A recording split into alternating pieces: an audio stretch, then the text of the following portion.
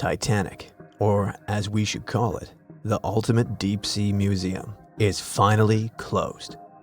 Even if you're a billionaire with unlimited resources and the ability to buy your way into anywhere on the planet, there's actually one place on Earth you won't be able to visit at any price. We are talking here about one of the most recognizable shipwrecks ever, the Titanic.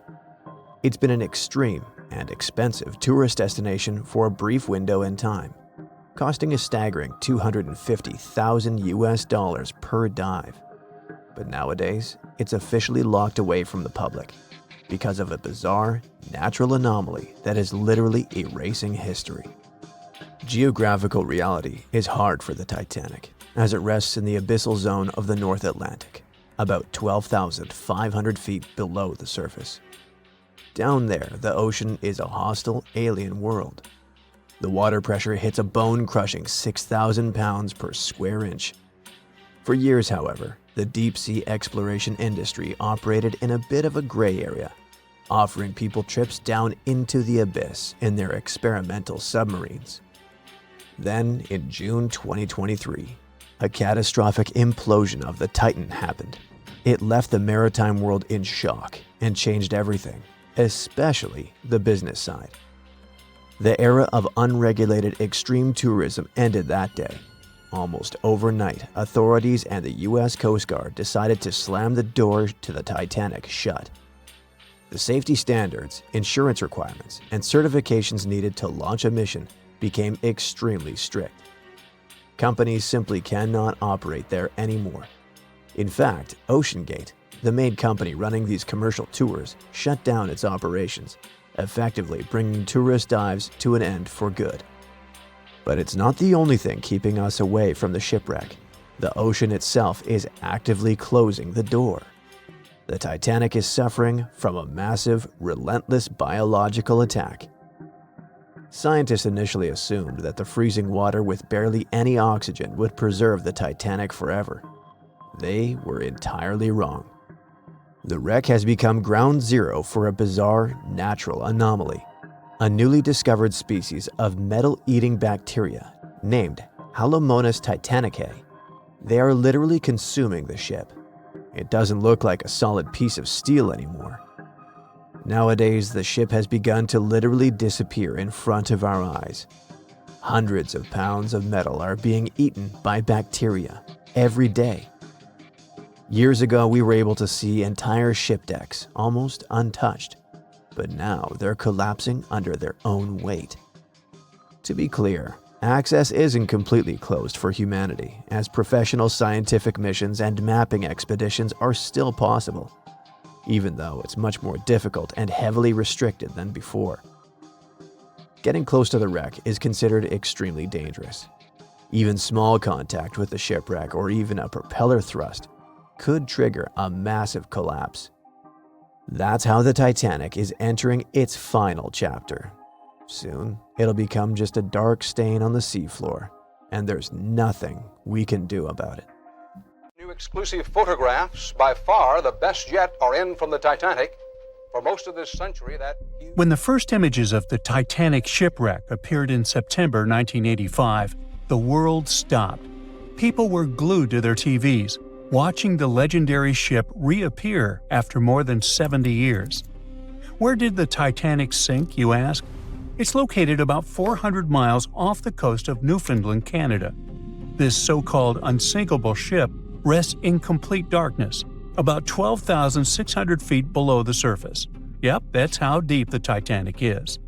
But even after such a long fall down to the ocean floor, the front part, known as the bow, still looks surprisingly intact. I mean, the railings were still there, the anchor chains too, even the elegant curves of the hull you might recognize from old photos. But the news barely mentioned the stern back then, and there's a reason we still don't talk much about it. You see, these images were about more than just capturing mesmerizing and eerie footage. They were proof of what really happened when the Titanic sank. We were finally getting some answers about this 1912 disaster, when more than 1,600 people lost their lives. And before you Google how many people survived the Titanic, I'll tell you, 706. Among those survivors, several claimed they saw the ship break apart as it went down. Others insisted it sank in one piece, and in the end, investigators agreed with them. Back then, official reports concluded that Titanic had gone down intact. So, for 73 years, that was the official story, until we finally saw the Titanic at the bottom of the ocean. When the Titanic underwater photos were released, they confirmed it. Yes, the liner really did break apart as it sank. And if we've just seen those images of the bow, that means the stern must be around there too, right? Well, kind of. I mean, we did find it. It's located about 2,000 feet away from the bow, lying on the ocean floor. So yes, it exists. But why doesn't anyone ever talk about what happened to the stern of the Titanic? Well, there's a big reason for that. See, the bow, even after all the damage from hitting the seafloor, still looks recognizable. Many of its interiors are surprisingly well preserved, and it's lying as if the ship was continuing its voyage. But the stern is destroyed. Today it's more like a twisted tangle of steel that barely looks like a ship at all. Only the parts that are more resilient, like the propellers, reciprocating engines, and rudder, have managed to hold their shape. But the rest of the stern section is melting into the seafloor. Yet, to understand why it's in such a terrible state, we need to go back to that freezing night of April 15, 1912, the night of the Titanic wreck. Just hours before the tragedy, Titanic was still sailing smoothly across the cold North Atlantic. The stern was alive with people, families talking, music playing, life going on as usual. This is where the room for passengers with the cheapest tickets were located. That's why third-class travelers were also known as steerage passengers. But the stern wasn't only for passengers. It also contained many of the ship's storage areas, including cargo holds, baggage rooms, kitchens, crew quarters, and even the engineering spaces. And hold on to that info, it's going to be important in a second. So let's jump straight to when the liner struck the iceberg. As the bow began to sink, the stern slowly lifted out of the water, putting enormous strain on the middle of the ship. By around 2 in the morning, the lights on Titanic flickered and then went out. Moments later, the ship broke in two, and the bow disappeared beneath the waves. The stern briefly settled back on the water before rising again, this time almost vertical. It stayed upright for a few seconds and then began its final plunge. At about 2:20 in the morning, the stern vanished beneath the Atlantic. Titanic was gone. What was happening beneath the water were two completely different scenarios. First, the bow slowly filled with water and began to drift downward, almost sailing gently like a submarine. Because of that, it managed to keep its shape and stayed mostly intact. But Titanic's stern collapse was a whole different story. The stern was ripped wide open where the ship had split apart. Water rushed in through that open end at incredible speed. This sudden flooding made the stern plunge downward much faster than the bow. The rush of water created so much turbulence that pieces were ripped off and scattered all around the ocean floor. Now, remember what I said earlier about the spaces inside the stern? Those huge storage areas were wide open, and many of them contained air pockets. So when the stern section broke away, it still had compartments filled with trapped air. As it spun down into the depths, this increasing water pressure crushed those pockets one by one. The surrounding structure began to implode, scattering pieces of metal, furniture, statues, and passengers' belongings across the ocean floor. So many experts believe the immense water pressure made that section collapse as it sank, and that's why we can't see much of it today. And now you know the answer to the Titanic back section mystery. We don't talk about it much, simply because there's not much left to see. It's like the part of the Titanic story that's too broken or too painful to talk about openly. The side of the ship that truly feels lost. And sorry to say this, but that's the future of the bow, too. I mean, it won't be there forever. The iconic shape of the wreck is changing year after year, and not in a good way. The front part of the Titanic is deteriorating, and one day it'll be entirely gone. Down on the seabed, the Titanic faces enormous pressure, nearly 390 times greater than at the surface. The good news is there aren't any air pockets left inside the ship, so big implosions won't happen again. But the bad news is that the ship's own weight is now helping to tear it apart. As those 52,000 tons of steel slowly settle into the ocean floor, they twist and pull on the hull. Submersible missions have already spotted large cracks running through the steel plates, and even the decks themselves are starting to cave in. And there's something else. The wreck might look cool and spooky today, but that actually comes from a thick layer of bacteria and microbes covering it. The problem is, they're slowly eating the Titanic. Yep, most of the corrosion happening down there is caused by bacteria, and this is gradually weakening the entire structure. Steel plates, beams, and supports are getting thinner every year. Scientists estimate that the ship is losing between 0.13 and 0.2 tons of iron every single day. Still, even at that rate, the wreck won't vanish overnight. Experts believe it could take up to 420 years for the liner to disappear completely. Until then, we'll keep watching this sad but natural process unfold. Parts of the ship have been falling apart little by little since the night when Titanic sank. And a lot has already changed since we started taking underwater photos, like the railing sections that have dropped and the ceiling in the captain's bathroom that's collapsed. That's why so many expeditions are now focused on capturing footage and detailed scans of the Titanic shipwreck, to preserve its memory before the ocean takes it all. It's our way of keeping the story alive, even as time and nature continue their quiet work. Maybe those hungry bacteria can take a break from their buffet, so that Titanic can rest in peace with many more years to come. Titanic. The Titanic. The Titanic. The Titanic. Titanic. The Titanic. The Titanic. Titanic. The Titanic. Congratulations! You can now forget everything you've seen in the movies or everything you've read in books and newspapers and heard from people. Now we have the most detailed and reliable study of the famous sunken ship. A large-scale Titanic 3D scan allows us to see in fine detail everything that happened during the disaster. And rest assured, there was a lot going on there that you've never heard of. Are you ready for Titanic new discoveries? Let's go! There's a fat chance, or a thin chance, take your pick, that there are no people here who haven't heard of what happened. But just in case, here's the quick backstory. On April 10, 1912, the giant cruise ship Titanic sailed from Southampton, England to New York City. 4 days later, the ship collided with an iceberg and sank in the freezing waters of the North Atlantic.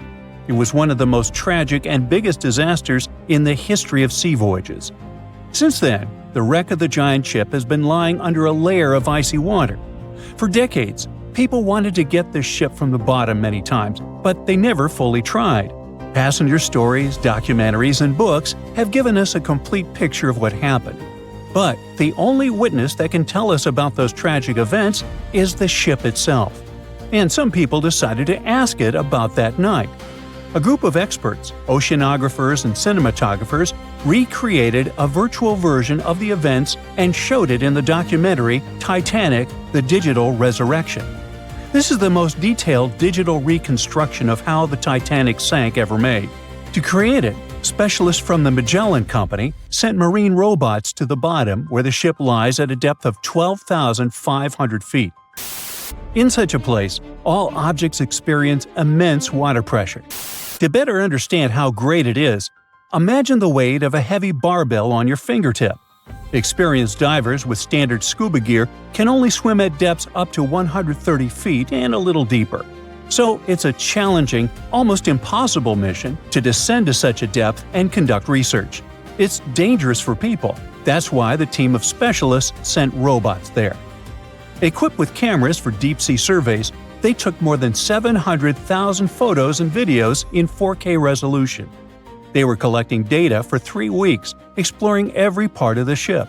Eventually, they had about 16 terabytes of data. Now, 1 terabyte is 1,000 gigabytes. Is that a lot?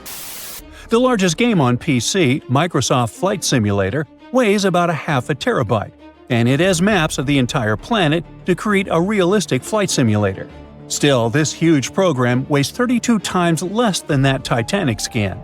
Imagine how detailed the model of the ship and the simulation of the disaster turned out to be. Moreover, the team combined all this information with the drawings of the ship. They calculated the speed of Titanic that night, its direction, its position, and the angle of impact with the iceberg. All of this was uploaded to supercomputers to create precise crash simulations. After that, specialists studied eyewitness reports, got consultations from historians and maritime experts, and then presented a detailed staging of the tragic night. Some things turned out to be different from what you know about them. For example, the iceberg didn't make a huge hole in the side of the ship. A Titanic wreckage scan shows that a piece of ice had struck a glancing blow and created several holes in the hull. Each of them was the size of an A4 sheet of paper. How could such minor damage destroy a giant ship? The problem was that those A4-sized punctures covered the entire length of the case. The Titanic's creators claimed that it was the most unsinkable ship in the world. However, its unsinkability lay in the fact that it could stay afloat even if 4 of its watertight compartments got flooded. But the collision with the iceberg led to the flooding of 6 of them. The iceberg had a mere 6.3 seconds of contact with the ship and still managed to sink it. The Titanic wreckage scan also showed a portal with a broken window. The iceberg probably crashed in there. This finding confirms the words of eyewitnesses that pieces of ice got into the cabins. Just imagine how frightening that was. You're sleeping peacefully in your bed, then you hear a loud crash, and a piece of iceberg falls into your cabin. And after that, absolute chaos begins. The researchers found out exactly how the ship had split in half. In the famous movie, we all saw how the back of the ship had risen above the water and then broken off. The ship indeed broke, but not as gently as we saw on the screen. Yeah, the scale of the disaster was terrible, but the reality was even worse. The ship wasn't just broken, it was torn in two. Wooden and metal parts of the ship, pipes, chunks of the hull, walls, everything was torn and bent. The first-class cabins were torn in two. Imagine the screeching of metal that sounded on that cold night. Researchers compared other Titanic facts versus the movie. One of them was a story about First Officer William Murdoch. In the movie, his character attacked passengers who were trying to board the boat. But in reality, everything happened differently. Titanic survivor Charles Lightoller said William Murdoch had drowned when he was trying to lower a lifeboat into the water. He didn't attack anybody, but still faced a tragic fate. There are no exact details, but high-resolution scans have confirmed this version. But one of the most impressive and heroic tales that happened on the Titanic occurred in the boiler room. With the help of robots, experts discovered that one of the boat's steam valves had been left open. This finding only confirms eyewitness stories that the engineers stayed in the boiler room for more than 2 hours after the collision with the icebergs. This group of brave people maintained a power supply until the very end. Why did they do it?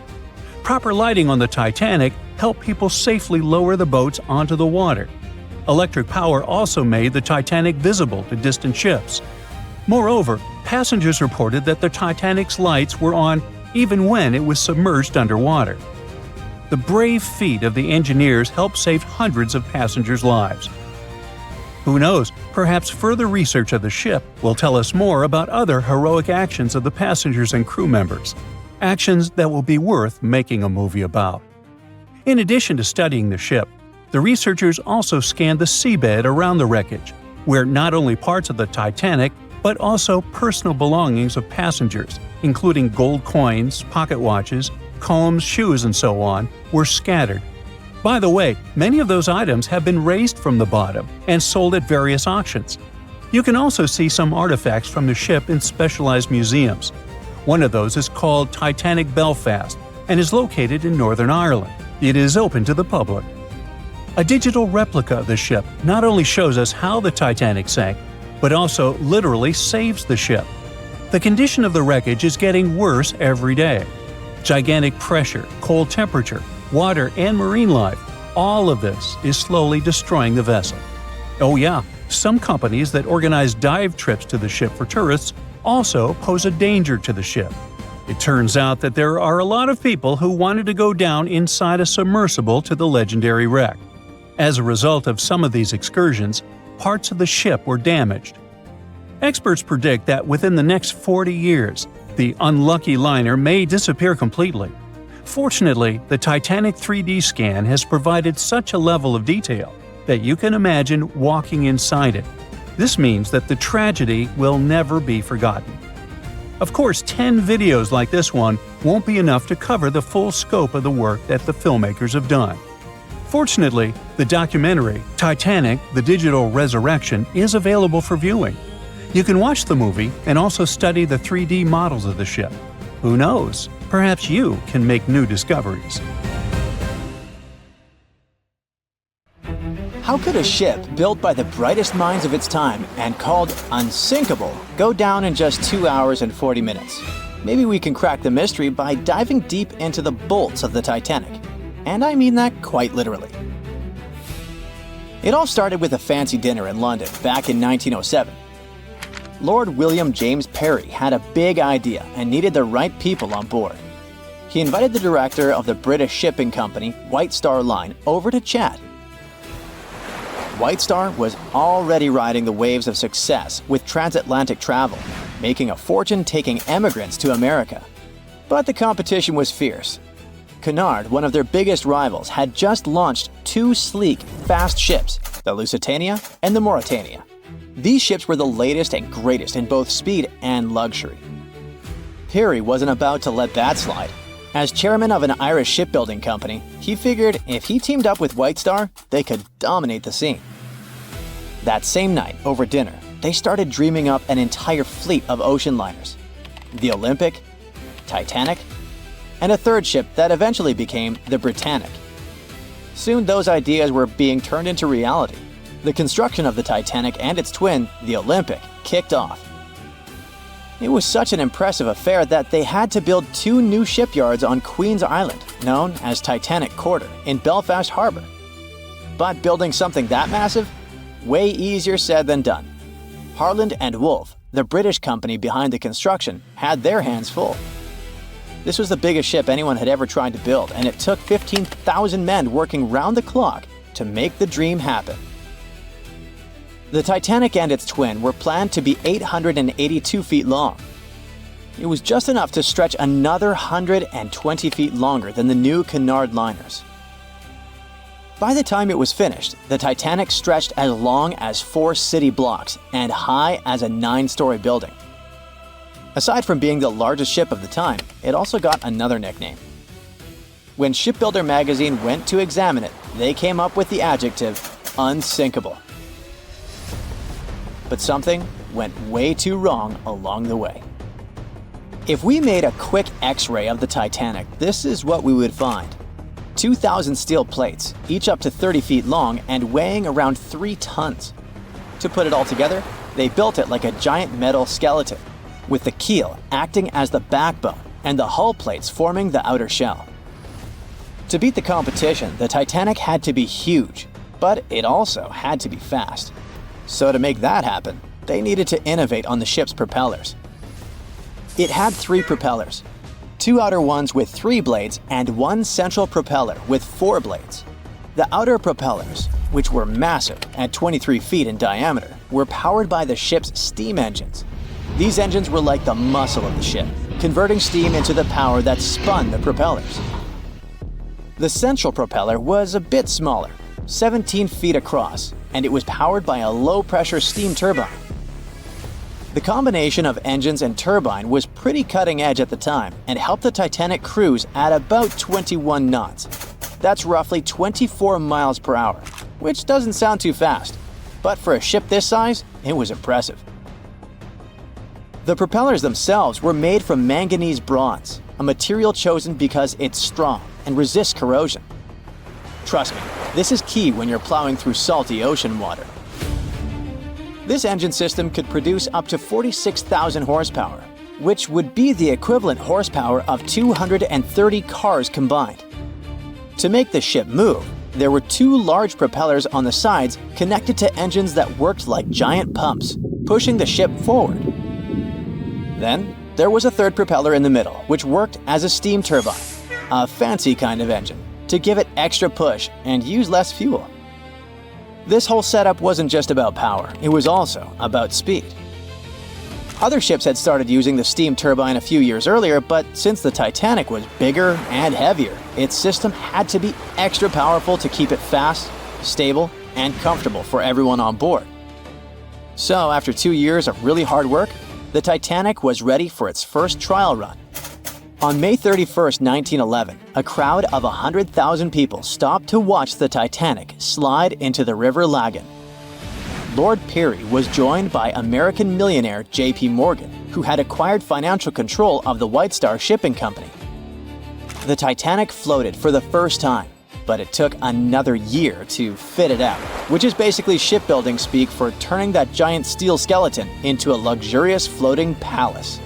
It had it all: a heated swimming pool, Turkish baths, palm trees in the cafes, a squash court, a first-class dining salon that could fit 554 people.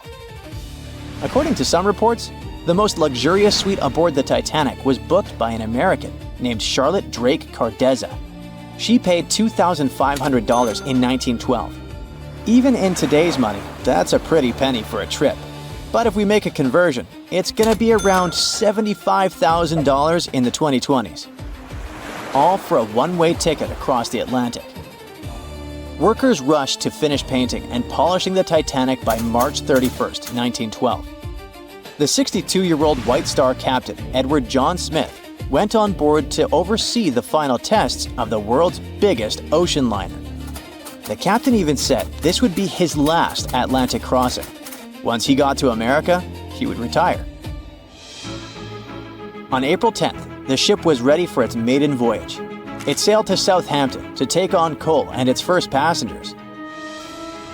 Passenger Sylvia Caldwell asked a deckhand if that gigantic ship was really unsinkable, to which he answered the iconic line that not even God himself could sink that ship. 4 days into the voyage, the RMS Titanic met its fate. Even though the ship got warnings about icebergs, it was gliding super fast in the dark. When the lookouts finally saw the iceberg, it was too close for the ship to stop or turn. Imagine trying to suddenly slam the brakes on a huge car. Now imagine that car was 20,000 times heavier than a normal vehicle and moving absurdly fast. When the Titanic tried to steer away, it ended up scraping the iceberg along its side. Even though the crew tried slowing down and turning, the ship sideswiped the iceberg, ripping open 100 meters of the hull, damaging 6 out of 16 watertight compartments. This caused the ship's front to dip underwater while the back lifted up, just like when one side of a lever gets too heavy. At a steep angle, the ship began to break in half from the middle, which is how it eventually sank. But why did the hull and rivets break so easily? A 1991 expedition discovered pieces of the Titanic's hull and found that the steel used was extremely brittle, especially in freezing temperatures like those on the night of the sinking. The steel didn't bend or give under pressure. It shattered like glass, making the impact much worse. Chemical testing also revealed that the steel had high levels of sulfur, which weakened it. This kind of brittle steel, combined with the high speed and freezing temperatures, was a recipe for disaster. Okay, there were material flaws, but the ship's design also had some serious issues.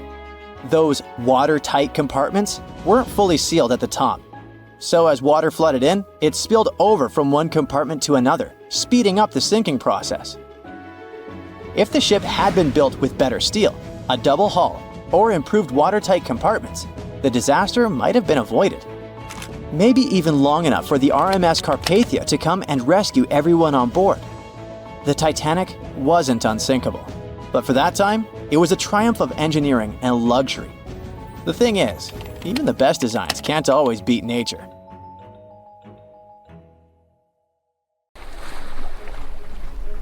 The lookout shouts, "Iceberg right ahead!" The Titanic strikes the ice. Water starts flooding in. Third-class passengers are locked up. There aren't enough lifeboats for everyone. Panic sets in. Violins are playing. The ship sinks. Well, we all know the story of the movie Titanic like the back of our hand by now. But what if I told you that Hollywood lied to us? To tell the real story of what happened that freezing night in 1912, we need to rewind a bit. The lookout shouts, "Iceberg right ahead!" Yep, that part was true. Just before 11:40 at night, Frederick Fleet noticed something darker than the sea directly ahead. As the ship got closer, he realized it was an iceberg. The engines were quickly reversed and the ship turned sharply. Instead of hitting it head-on, Titanic scraped along the side of the berg, sprinkling ice on the forward deck. If you remember, in the movie, Jack and Rose are having a romantic moment when they feel the ship shudder after hitting the iceberg. Everything shakes as if they were in the middle of a light earthquake. Some real-life passengers reported feeling something similar after the impact, but according to Titanic survivor Frank Prentice, it wasn't exactly like that. He said there was no impact as such, and it all felt more like slamming on your car brakes. The ship stopped, and that was that. Some people even slept right through the collision, confirming that there wasn't such an abrupt impact. Mr. Prentice, curious about what had happened, left his cabin and went out to the deck. When he got there, all he could see was a little ice on the surface, not the towering iceberg that Jack and Rose saw. But as we all know by now, the real damage happened below the waterline, where the iceberg had a jagged spur that slashed a 300-foot gash in Titanic's hull. Once the crew realized how severe the damage was, they immediately began sending distress calls to nearby ships, asking for help. At some point in the movie, the radio operator goes to the captain and says there is only one ship nearby, the RMS Carpathia, which later ends up rescuing many passengers. But in real life, there were more ships around. It's believed that the SS Californian was only about 23 miles away. This ship might have actually seen the Titanic sinking, or at the very least, seen its rockets exploding high in the sky. Yet, for reasons we will never fully understand, they didn't try to help. Let's get back to the story. Now, people need to get off the ship. At 12:45, lifeboat number 7 was the first to be lowered. Just like in the movie, women and children were told to go first. But in reality, some women were hesitant and even refused to get into the lifeboats. Mr. Prentice said this happened mainly for 2 reasons. First, these lifeboats were high and passengers were terrified of the 70-foot drop from the deck to the ocean below. And second, most women didn't believe the Titanic would actually sink. It was called unsinkable after all. So the idea of getting into a lifeboat seemed pointless at the time. This mindset probably explains why Eloise Smith, a first-class passenger, recalled that there was no panic or chaos at first. Other survivors backed this up, saying that no women or kids were crying. But one thing that was indeed concerning, at least for the crew, was the possibility that the lifeboats might buckle under too much weight. This is one of the theories why the first few lifeboats left carrying only a fraction of their full capacity. Like lifeboat number 7, which only carried 27 people in it, even though it could hold up to 65. In total, Titanic had 20 lifeboats, which could carry about half of the 2,200 people on board that night. But that didn't happen. And now we know the passengers had no idea there weren't enough for everyone. As women were calmly getting into the first lifeboats, musicians headed up to the deck. Their only goal was to play and keep the passengers calm. That's a pretty well-known fact. But the real story is that some survivors said they never saw or heard the band. No violinists whatsoever. It's not like Hollywood misled you though. The musicians did play for over 2 hours after the ship had hit the iceberg. So maybe these passengers were just too panicked to notice the songs, or the musicians started playing later than we think. Now, it's time to talk about the terrible treatment that third-class passengers received. The movie portrayed the crew as cruel, locking the less fortunate below deck like animals, giving them no chance to reach the lifeboats and save their lives. But the official inquiry into the disaster suggested that wasn't true. I mean, yes, fewer third-class passengers survived compared to those in first and second class, but there were other factors at play. Many third-class passengers were reluctant to leave the ship, clinging to their belongings, and had a harder time making their way up from the cabins, which were at extreme ends of the ship. Some survivors confirmed that they were not locked up. In fact, it was quite the opposite. Mrs. George Wabi, a Lebanese woman traveling in third class, said that when chaos had erupted, some brave crew members and well-dressed first-class passengers had actually helped her get up to the first-class deck and eventually onto a lifeboat. At first, the Titanic was sinking slowly, bit by bit. Passengers reported seeing the water rising and hearing pops and cracks. Then, there was a loud boom. Some said there had been just one explosion, while others described it as a series of smaller explosions, which they'd thought had been the bulkheads giving way. And there's also a group of people who said they had only heard a rumbling sound. So not everyone agreed on the sound they had heard, but one thing is a fact. By 2:18 in the morning, the lights on Titanic went out, and the ship plunged into complete darkness. As the bow continued sinking, the stern rose out of the water, putting immense pressure on the middle of the ship. This caused the Titanic to break in two. In James Cameron's movie, this moment is pretty dramatic, with the ship sinking almost straight down into the water. But in reality, the break probably happened at a much lower angle, likely just below the waterline. Even so, it tilted enough that people couldn't stay on their feet and started sliding into the water. One interesting thing is that it wasn't until the wreckage was found in 1985 that it was finally confirmed the Titanic had broken apart. Up until then, survivors had given conflicting stories. At least 8 survivors claimed they had seen the ship split. Emily Ryerson, a first-class passenger, described it as if the Titanic had been sliced in half with a knife. But there was also a small number of witnesses that insisted Titanic had gone down intact. At the time, this theory was more accepted because most people still didn't believe that the supposedly indestructible ship could break in half. So why the conflicting reports? Okay, so what you don't see in the movies, for obvious reasons, is how incredibly dark it was when the tragedy happened. It was like being in a room with no light, where you can only make out shapes and shadows. That's what it was like on the lifeboats. This means passengers couldn't really see what was happening, and most of those who were close to the ship either lost their lives or were too focused on trying to survive to pay attention to the details of the wreck. Although James Cameron's film didn't fully capture how terrifyingly dark the disaster truly was, the 2012 TV series Titanic did a better job of showing the pitch-black horror of that night. Even then, the reality was much darker and more terrifying than either of these two productions could portray. In 1998, a diver picked up a strange sonar blip next to the wreck of the Titanic. This blip bugged scientists for over 20 years.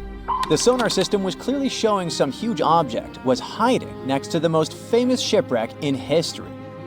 The scientists couldn't decide if it was coming from another shipwreck, some sort of a geological feature, or something else they didn't even expect to find there.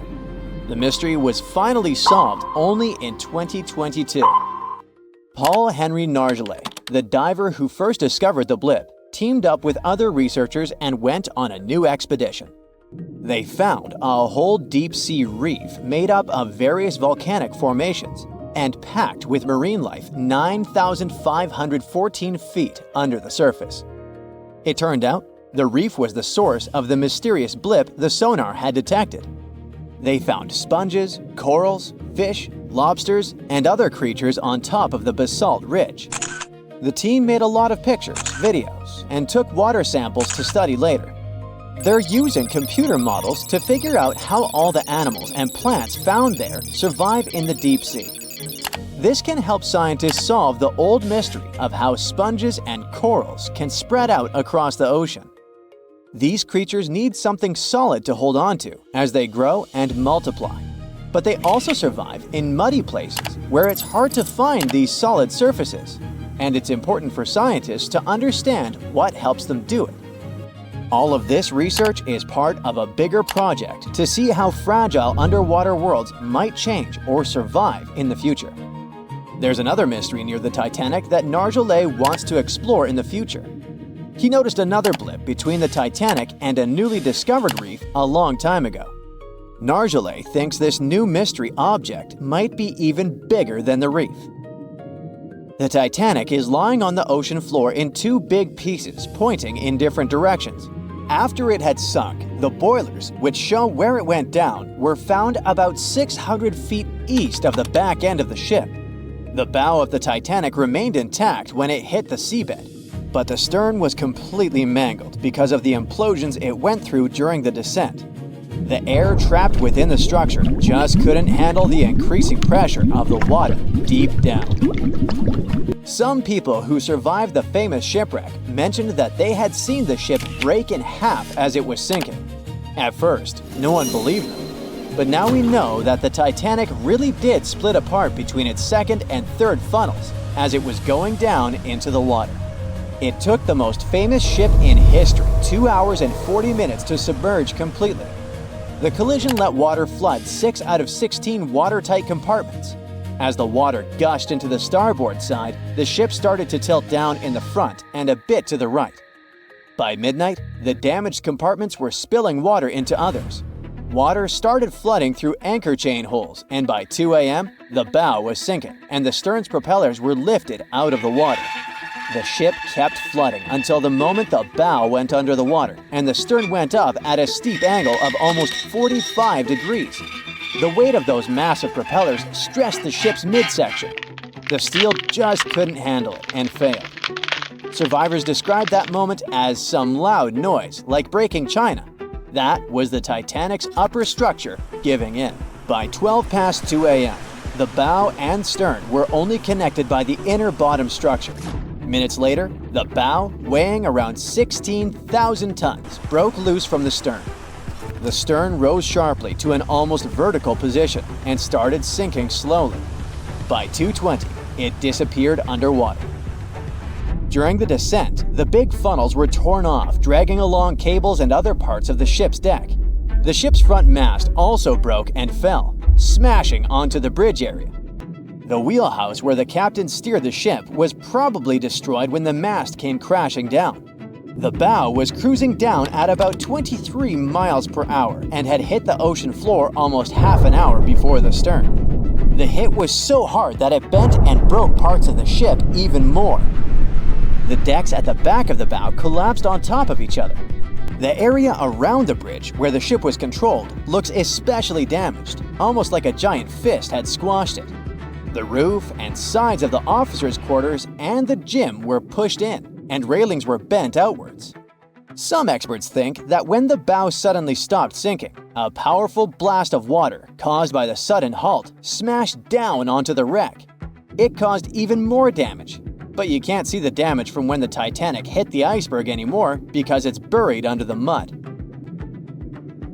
If you want to go check it out yourself, you must know that the waters around the Titanic are still really, really dangerous.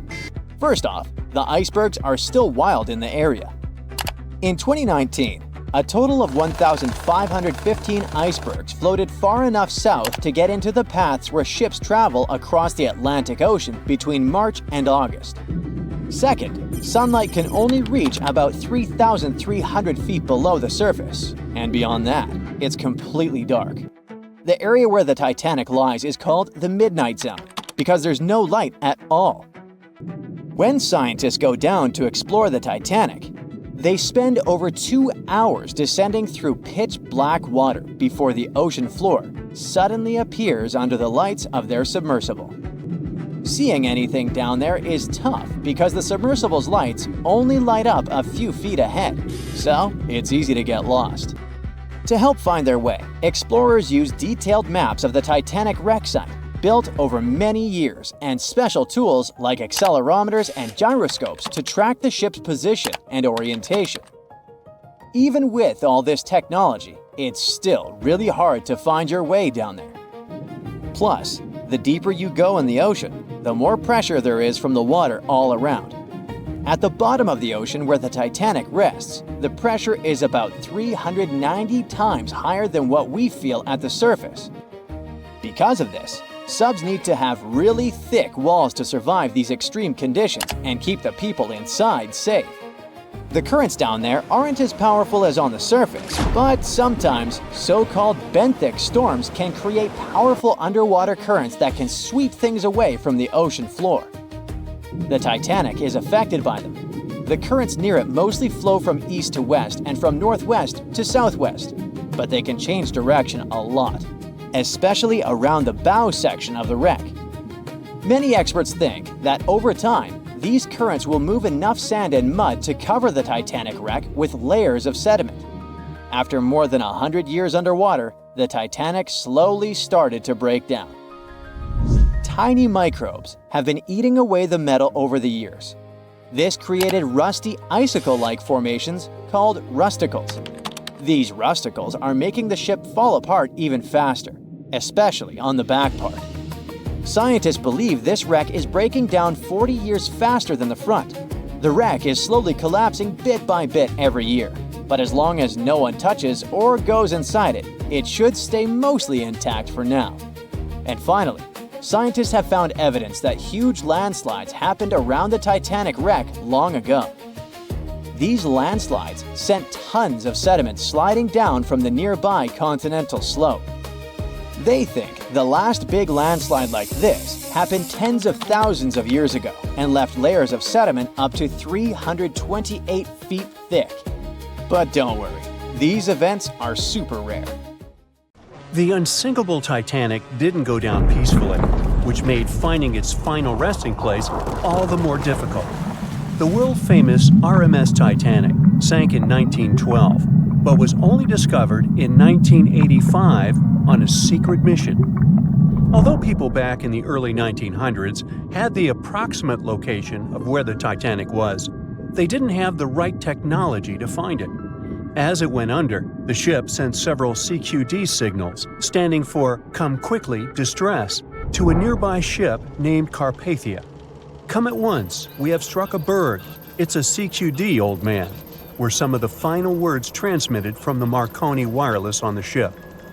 These Morse code messages were also what made the first research missions to the wreck possible.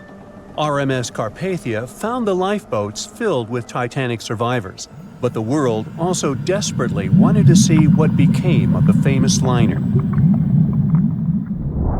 Fast forward to 1953. That's when the first serious attempt to find the Titanic wreck happened. A man named Risdon Beasley tried using a loud eruptive device to locate the ship. It sounds weird, but there's science to back it up. When dynamite goes off, the waves from the detonation hit the bottom of the ocean floor.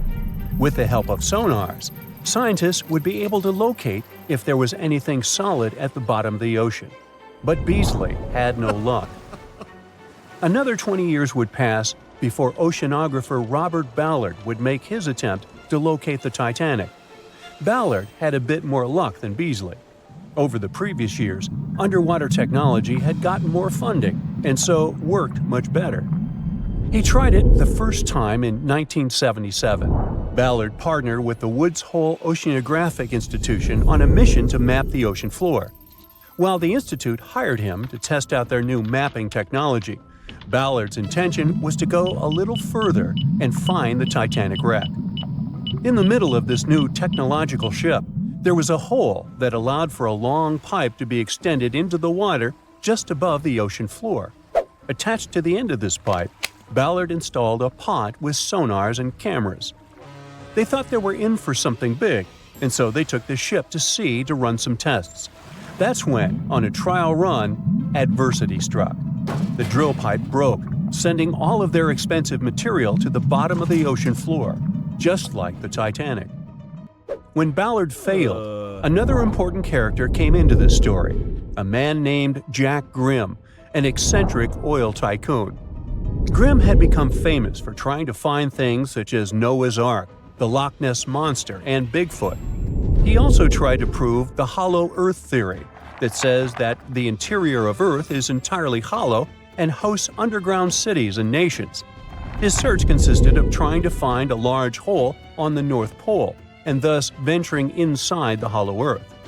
After his attempts failed, he set his eyes on the jewel liner that had sunk, the RMS Titanic.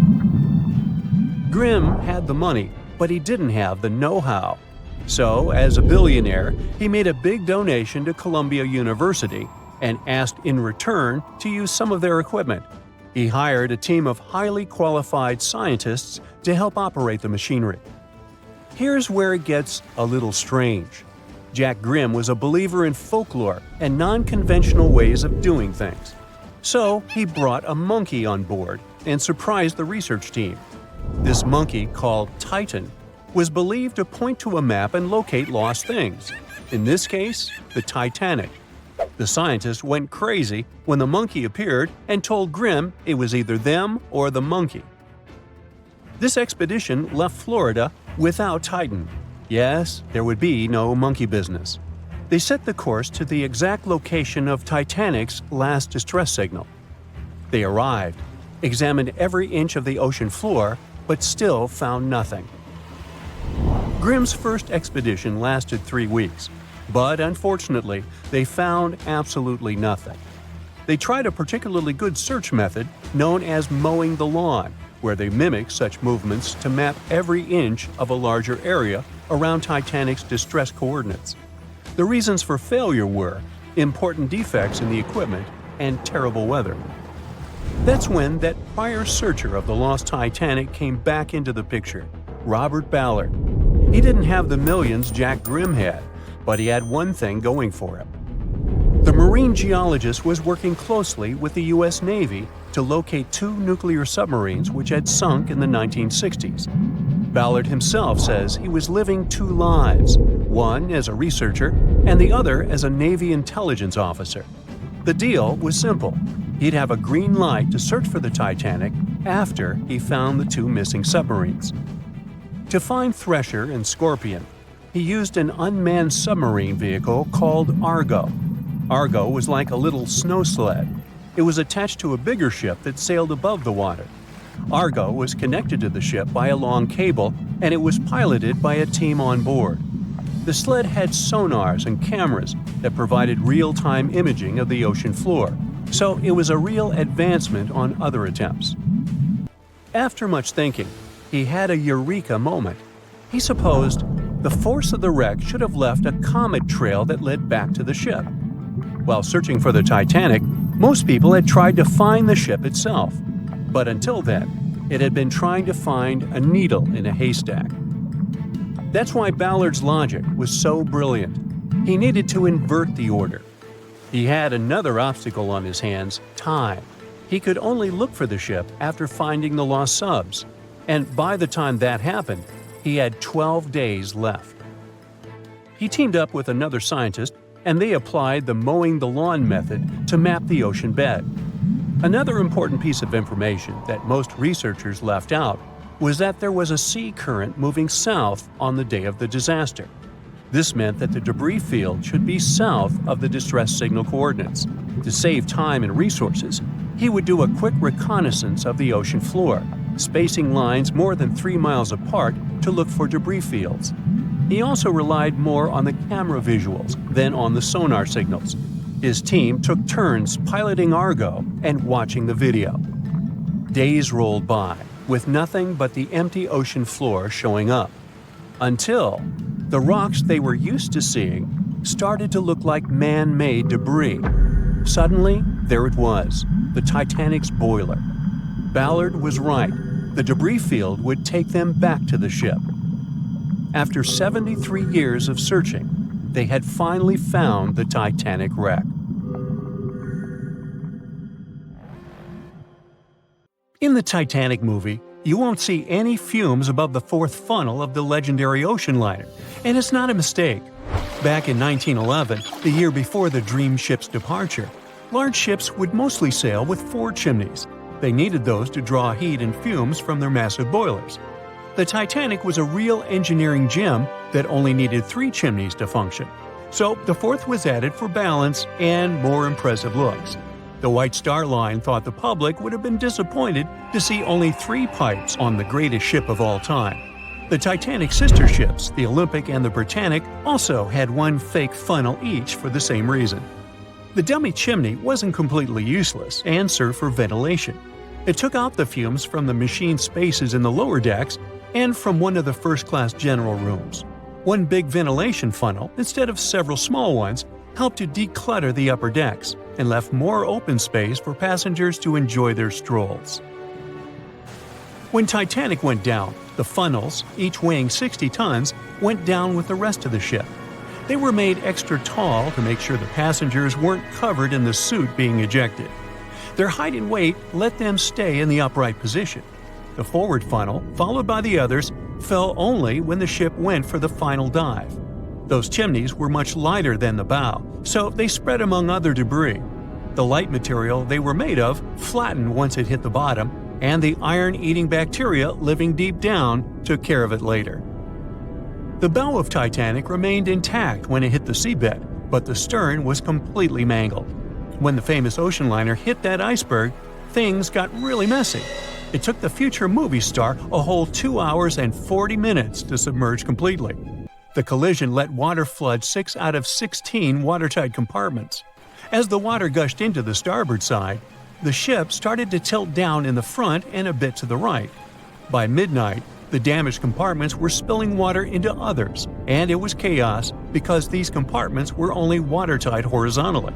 Soon enough, water started flooding through the anchor chain holes, and by 2 a.m., the bow was sinking, and the stern's propellers were lifted out of the water. The ship kept flooding until the moment the bow went underwater, and the stern shot up almost 45 degrees. The weight of those massive propellers stressed the ship's midsection. The steel just couldn't handle it and failed. Survivors described that moment as some loud noise, like breaking china or falling gear. That was the Titanic's upper structure giving in. By 12 past 2 a.m., the bow and stern were only connected by the inner bottom structure. Minutes later, the bow, weighing almost 16,000 tons, broke loose from the stern. The stern rose sharply to an almost vertical position and started sinking slowly. By 2:20, it disappeared underwater. The bow was cruising down at about 13 miles per hour and had hit the ocean floor almost a half an hour before the stern. The 2 parts of the Titanic now lie 2,000 feet apart, pointing in different directions. The bow remained mostly intact, just covered in mud. The stern turned into a tangled wreck because of the implosions it went through during the descent. The air trapped within the structure just couldn't handle the increasing pressure of the water deep down. Signal rockets played a big part in the Titanic's tragedy. When a ship goes down, you're supposed to shoot up red flares to signal trouble. But someone decided to stock Titanic with white lights instead of the usual red ones. So when the ship smacked into that iceberg, the crew fired off white flares. The SS Californian was passing nearby, and his captain knew the Titanic was in a dangerous iceberg zone. The crew didn't spot the sinking Titanic, but they sure saw those white rockets. The radio between the ships was useless because the Californian's operator switched it off. The captain had a gut feeling something was off, so he flashed a Morse code light signal at Titanic. But he received no reply because the Titanic had already gone underwater. There was another ship, Samson, sailing alongside the Titanic. It had plenty of illegally hunted frozen seal meat from Canadian waters abroad, so it was sailing with lights off to remain unnoticed. When they saw the Titanic's white rockets, they thought it was the Coast Guard and zoomed away. Samson didn't have a radio, so they couldn't find out about the ongoing disaster. The crew got the news about Titanic only when they got to the coast of Iceland the following month. There have been many theories to explain the Titanic tragedy, and one of the recent ones says that there was a fire involved. An Irish journalist went full detective for decades, digging into the mystery, and stumbled upon a game-changer. He came across a photo album that had been hiding from the public for a century after the tragedy. In the pictures, taken at the Harland and Wolff shipyard in Belfast, Northern Ireland, just over a week before the liner sailed, you can clearly see a massive 30-foot black spot on the ship's hull. Maloney researched the photos and eyewitness testimony from the time and claimed that a fire spontaneously broke out inside of one of Titanic's enormous coal bunkers. It was raging for a whole 3 weeks and messed with the metal, critically weakening a crucial segment of the ship's hull. Back then, most ships had just one hull, so it was the only skin the Titanic had. That's why the iceberg managed to punch a hole through the ship so easily. If it hadn't been for the fire, the Titanic might have shrugged off that iceberg collision. The company operating the liner knew about the fire, but they decided to conceal that fact. They didn't want any negative stories in the press as they faced some serious competition in transatlantic voyages. The Titanic was sold out, so they stocked up on coal and made it sail. The moon might have also played a role in the sinking. Our satellite heavily affects tides on the Earth. The closer it is to our planet, the stronger the tides are because of the increasing gravity of the moon. Back in 1912, the moon was so close it made several glaciers in Greenland break apart. Massive chunks of ice that broke off from the glaciers started floating south. The supermoon event came just 6 minutes after a spring tide. During new and full moons, the alignment of the moon, the Earth, and the sun makes their combined gravity reach its peak. And the day before, our planet had come the closest to the sun that year, which made the gravity even stronger. This mixture of events created perfect conditions for one of the most powerful tides in history. It created the perfect conditions for the icebergs breaking off from Greenland's glaciers to move freely. Opponents of this theory say that the difference in tidal force wasn't actually that big, and it couldn't have been the main cause of the sinking. The iceberg tore down the side of the ship, leaving a huge opening in the hull. It wasn't a continuous rip, and damage was caused in several places. Some experts believe the ship would have survived the iceberg if it had hit head-on. The Titanic had watertight compartments designed to prevent flooding in case of a collision. Only the first 3 or 4 of these compartments would have been flooded. This could have helped save a lot of lives. Supporters of this theory put the blame for the disaster on First Officer William Murdoch. Huge, fast-moving ships don't just turn in a matter of seconds like a speeding car. It takes minutes.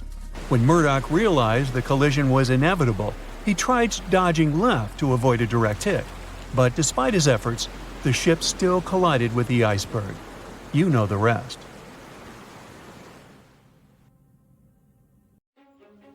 If I asked you to name the most famous shipwreck of all time, you'd go with the Titanic, right? The Atlantic Ocean, the hope for new life, heartbreaking love stories. It had it all to become a blockbuster.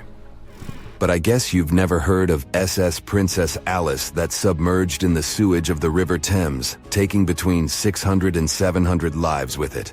Life in 19th century Victorian London wasn't easy, especially for working class folks. Affordable public transport and bank holidays made it a bit easier. The people could escape to the coast on a train or pleasure boat, even if it was just for a day. Sheerness on the Isle of Sheppey in Kent started as a fort under Henry VIII and then grew into a bustling town with a dockyard. When they added a railway station in 1863, it became a prime destination for day trippers and holidaymakers. Seaside promenades, charming piers, and a whole bunch of fun stuff to do by the sea.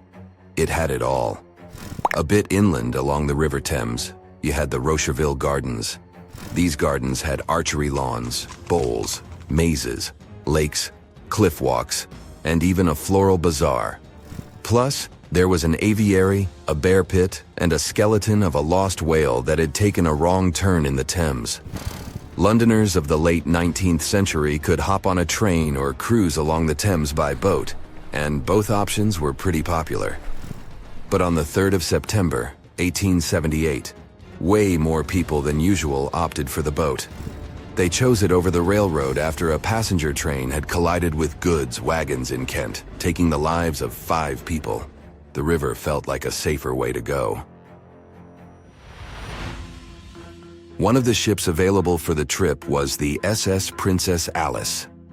The paddle steamer was first launched in 1865 on the west coast of Scotland. Its original name was the Bute. and it was used as a ferry for the passengers of the Weems Bay Railway Company. A couple of years later, it was sold and renamed after Queen Victoria's third child. Then, it was sold again and got the nickname the Shah's Boat, as it transported the Shah of Persia up the Thames to Greenwich in 1873. The ship had gone through several alterations in its lifetime. It got new boilers and watertight bulkheads. The Board of Trade had inspected it and marked it safe. In the year of its final voyage, it was officially allowed to carry up to 936 passengers between London and Gravesend in calm water. On the day of the tragedy, Princess Alice was on what was called a moonlight trip downstream from Swan Pier near London Bridge to Sheerness, Kent and back. The trip wasn't expensive, so most of the passengers were from the working class. There was also a musical band aboard to keep the spirits up. The 3rd of September was a bright day, and many families were happy they could catch some final summer sun rays and enjoy fresh sea air. The then owner of the ship, the London Steamboat Company, had several vessels working on the route. The passengers were free to hop on and off different ships. At around 6:30 p.m., after a beautiful day in the open, the SS Princess Alice headed back to Swan Pier. No one kept official lists of passengers, so we'll never know exactly how many people were on board that evening. But they say the steamer was close to its full capacity. As it got darker and cooler, many families decided to stay inside the saloon or in their cabins below. Some stories from the steamer sound like fate. The captain of Princess Alice let his steerer stay at Gravesend and replaced him with one of the passengers. John Ayres was a sailor but had little experience at the Thames or with a vessel like Princess Alice. Alfred Thomas Merriman, a chef from East London, had been offered to work on the steamer at the last moment. He was 30 years old and a father of 4, so he couldn't say no to extra money. At around 7:40 p.m., he was standing on the deck by the saloon door. By that time, Princess Alice had passed Tripcock Point and entered Galleon's Reach. The passengers could see the North Woolwich Pier in the distance. Many of them planned to disembark at that stop. And that's when Merriman noticed a huge ship carrying coal. It was Bywell Castle. This vessel normally carried coal to Africa, but it had just been repainted at a dry dock. Bywell Castle was going to Newcastle to pick up some coal and transport it to Alexandria, Egypt. The ship's captain, Harrison, wasn't too familiar with these waters, so he called in Christopher Dix, a seasoned Thames River pilot, to lend a hand, even though he didn't have to. The ship had a fancy raised forward part below the deck, and Dix couldn't quite see what was in front of him. So, they had a sailor on lookout duty. As they set sail from Millwall at the speed of 5 knots, 5.7 miles per hour, they tried to stick to the middle of the river, but other boats had other plans. When they were approaching Galleon's Reach, Dix spotted Princess Alice's red port light, headed their way, but planning to pass on the right side. At the same time, Grinstead, the captain of Princess Alice, was going against the river's flow, trying to find the smooth waters on the south side. He adjusted his course, steering into Bywell Castle's path. Both crews realized they were headed for a collision. Dix tried to steer clear and even ordered reverse full speed on the engines, but it was too late. The Bywell Castle collided head-on with the Princess Alice, which was much smaller, weighing less than a third of the 890-ton coal-carrying collier. It sliced the passenger steamer in two. As Merriman remembered later, laughter on board immediately changed into screaming and panic. Some people rushed to the bridge for safety. Merriman hurried to the captain, asking what to do next. The captain's response was grim. "We are sinking fast. Do your best." The ends of the steamer went high into the air, and the middle just sank, taking passengers with it. Those unfortunate ones who were below deck were tragically trapped. The impact caused tons of untreated sewage to gush from outlets near the collision site. The water became a frothy mess of unprocessed waste with a horrible odor. It was potent enough to make even the most resilient sailors retch. Amid the chaos, passengers struggled for life in the contaminated water. They inhaled lungfuls of hazardous waste without knowing. The crew aboard the Bywell Castle sprang into action. They dropped ropes from their deck, urging Princess Alice's passengers to climb aboard. Anything that could float, from planks to barrels, was tossed into the water to serve as flotation devices for those in need. Other members of their team launched a lifeboat, saving 14 people. Nearby boats, moored along the riverbanks, joined the mission, plucking survivors from the water. Many of Princess Alice's passengers didn't know how to swim, and it was even trickier for ladies wearing long, heavy dresses. Merriman was among the lucky ones who could swim. He first held on to a piece of wreckage, and then, when others got to it, swam away and caught onto a rope hanging over the side of the Bywell Castle. They managed to save around 130 people this way. Another survivor was Robert Haynes, who played in the Princess Alice band.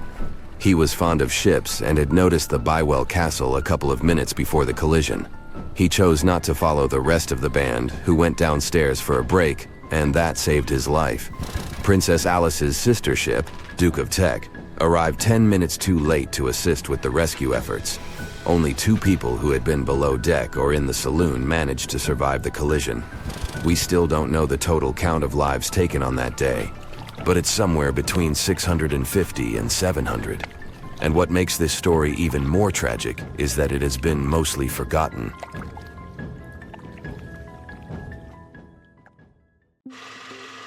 We know Titanic from so many stories, even a movie, but now we have its first full-sized digital scan. And nope, it's not like those models from before, where we mostly imagined what the ship was supposed to be like. This time we got a real digital scan.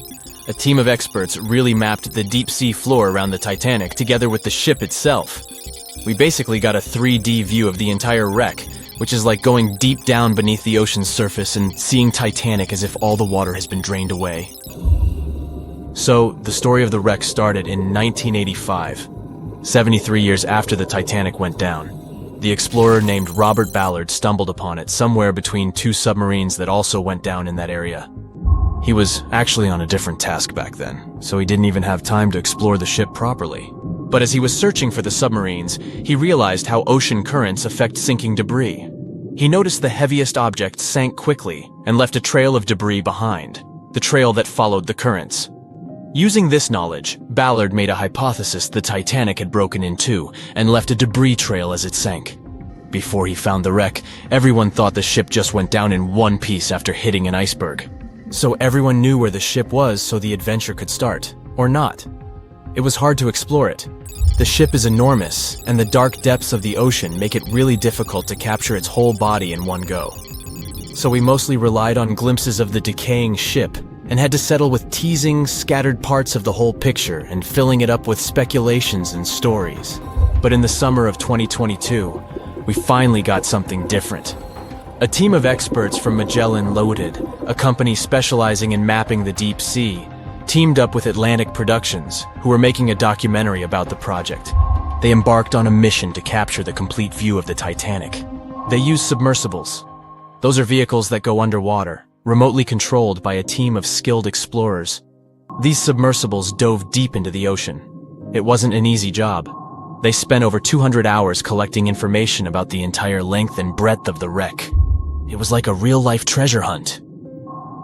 But instead of finding gold and jewels, they took something even more precious. Over 700,000 images of the Titanic from every angle possible. Yup, they took photos of every tiny part of the ship, even the not-so-interesting bits most of us would usually skip. Even mapping the muddy parts was an important part, because it helped fill in the gaps between the more exciting things they discovered. And this was a way for all of us to finally get a detailed 3D reconstruction. Even though it's been more than 100 years, you can still recognize the bow of the Titanic, covered in rust that hangs down like stalactites. On top of the bow is the boat deck, where a big hole gives us a glimpse into the empty space where the grand staircase once stood, like a window into the ship's glamorous past.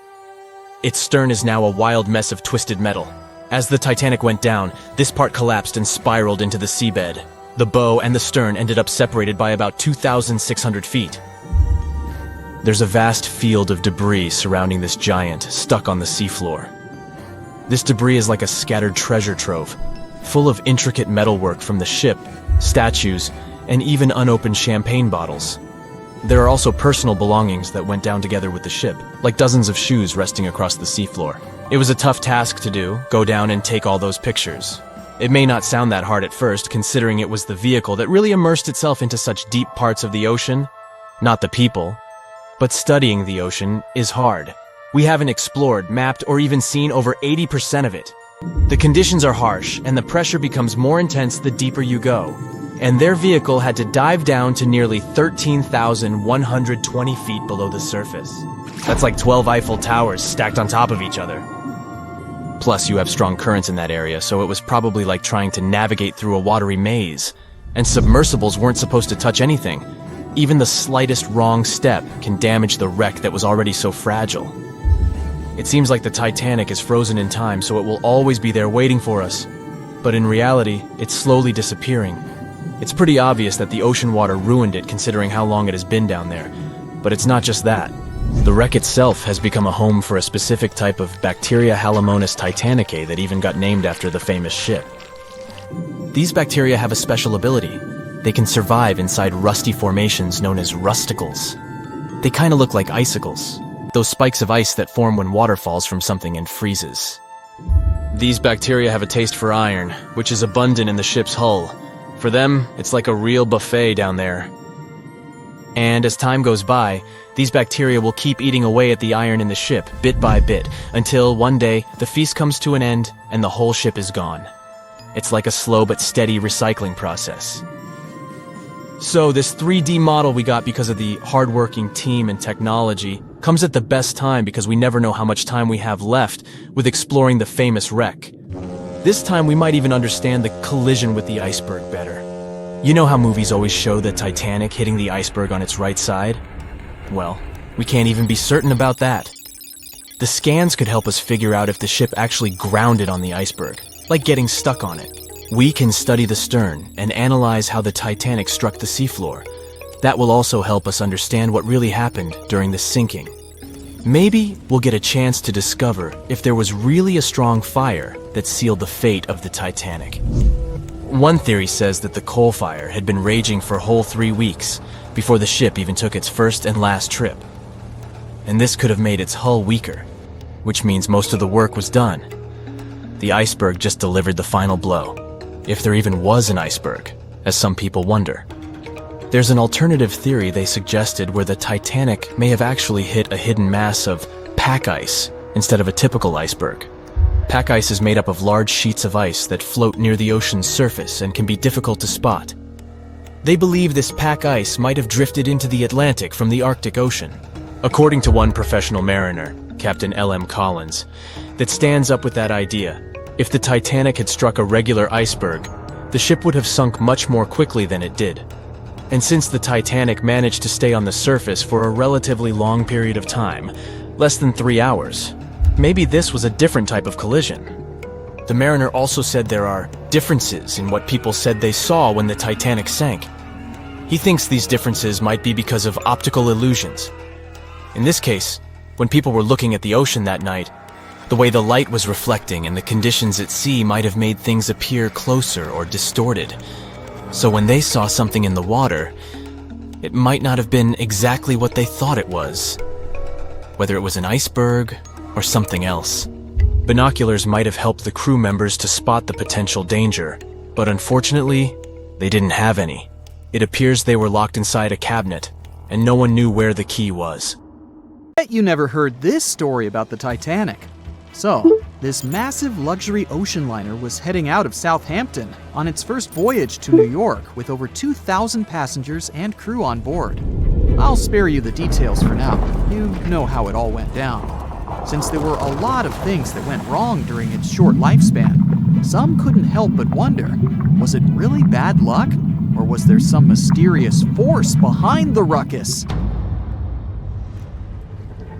Well, for starters, right as it was leaving the harbor, the Titanic nearly crashed into another ship called the SS New York. How did that happen? Well, 6 tugboats had to pull the massive Titanic into the river to begin its journey. Captain Smith was in charge, but let's be honest, he probably needed a few more cups of coffee before making any big decisions. So, as the Titanic was speeding along, minding her own business, she passed the New York and the Oceanic ships. The Titanic decided to make a left turn, but the suction was just too much for the poor New York. She started to drift off towards the Titanic. The Oceanic was leaning so much, her gangplank smacked into the water like a belly flop in the pool. Thankfully, the captain of one of the tugboats was there to save the day. He used his trusty megaphone to call the Vulcan to the port side of the Titanic to pick up some crew members. He then noticed the New York in trouble and acted quickly, throwing a line to slow her down. The Titanic's captain was probably scratching his head, wondering how to handle these big ships like the Titanic. That's because he'd only recently experienced sailing on larger ships. Close one, right? Well, it was just part of the story. As it turns out, the huge list of misfortunes might have started even earlier. Another theory suggests that during the ship's construction days in Northern Ireland, a fire broke out in the coal bunkers. Talk about a rocky start. If this information is correct, then the ship's hull may have been affected by the incident before it even set sail. Fans of this theory argue that a fire popped up inside one of the Titanic's large coal bunkers and really damaged an important segment of the ship's hull. Some claim there's even photographic evidence to back this up. A bunch of photos documenting how the ship was made and pampered for its maiden voyage were found, and they showed a significant black streak on the outside of the Titanic's hull. Weirdly enough, the streak was really close to where the iceberg hit during that cold April. Now I know what you're thinking. This theory might sound far-fetched, but most of these people have been gathering information about the Titanic for decades, and they're convinced that this is the real deal. They even believe that the fire started way earlier than the day the Titanic set out on its maiden voyage, particularly about 3 weeks prior. Why was this overlooked? Well, because of fear of bad press, mostly. Also, because of all the fuss created around the unsinkable ship, it was important that they stuck to the initial calendar. Of course, not everyone is convinced by this new theory. Some people think it's just another wacky idea to add to the long list of Titanic sensational theories. What if I told you there were even rumors about part of an ancient Egyptian coffin being on board? Could that have had something to do with the disastrous ending of the Titanic? Some truly believe it did. Let me tell you the story about the unlucky mummy. It's a tale that'll give you goosebumps.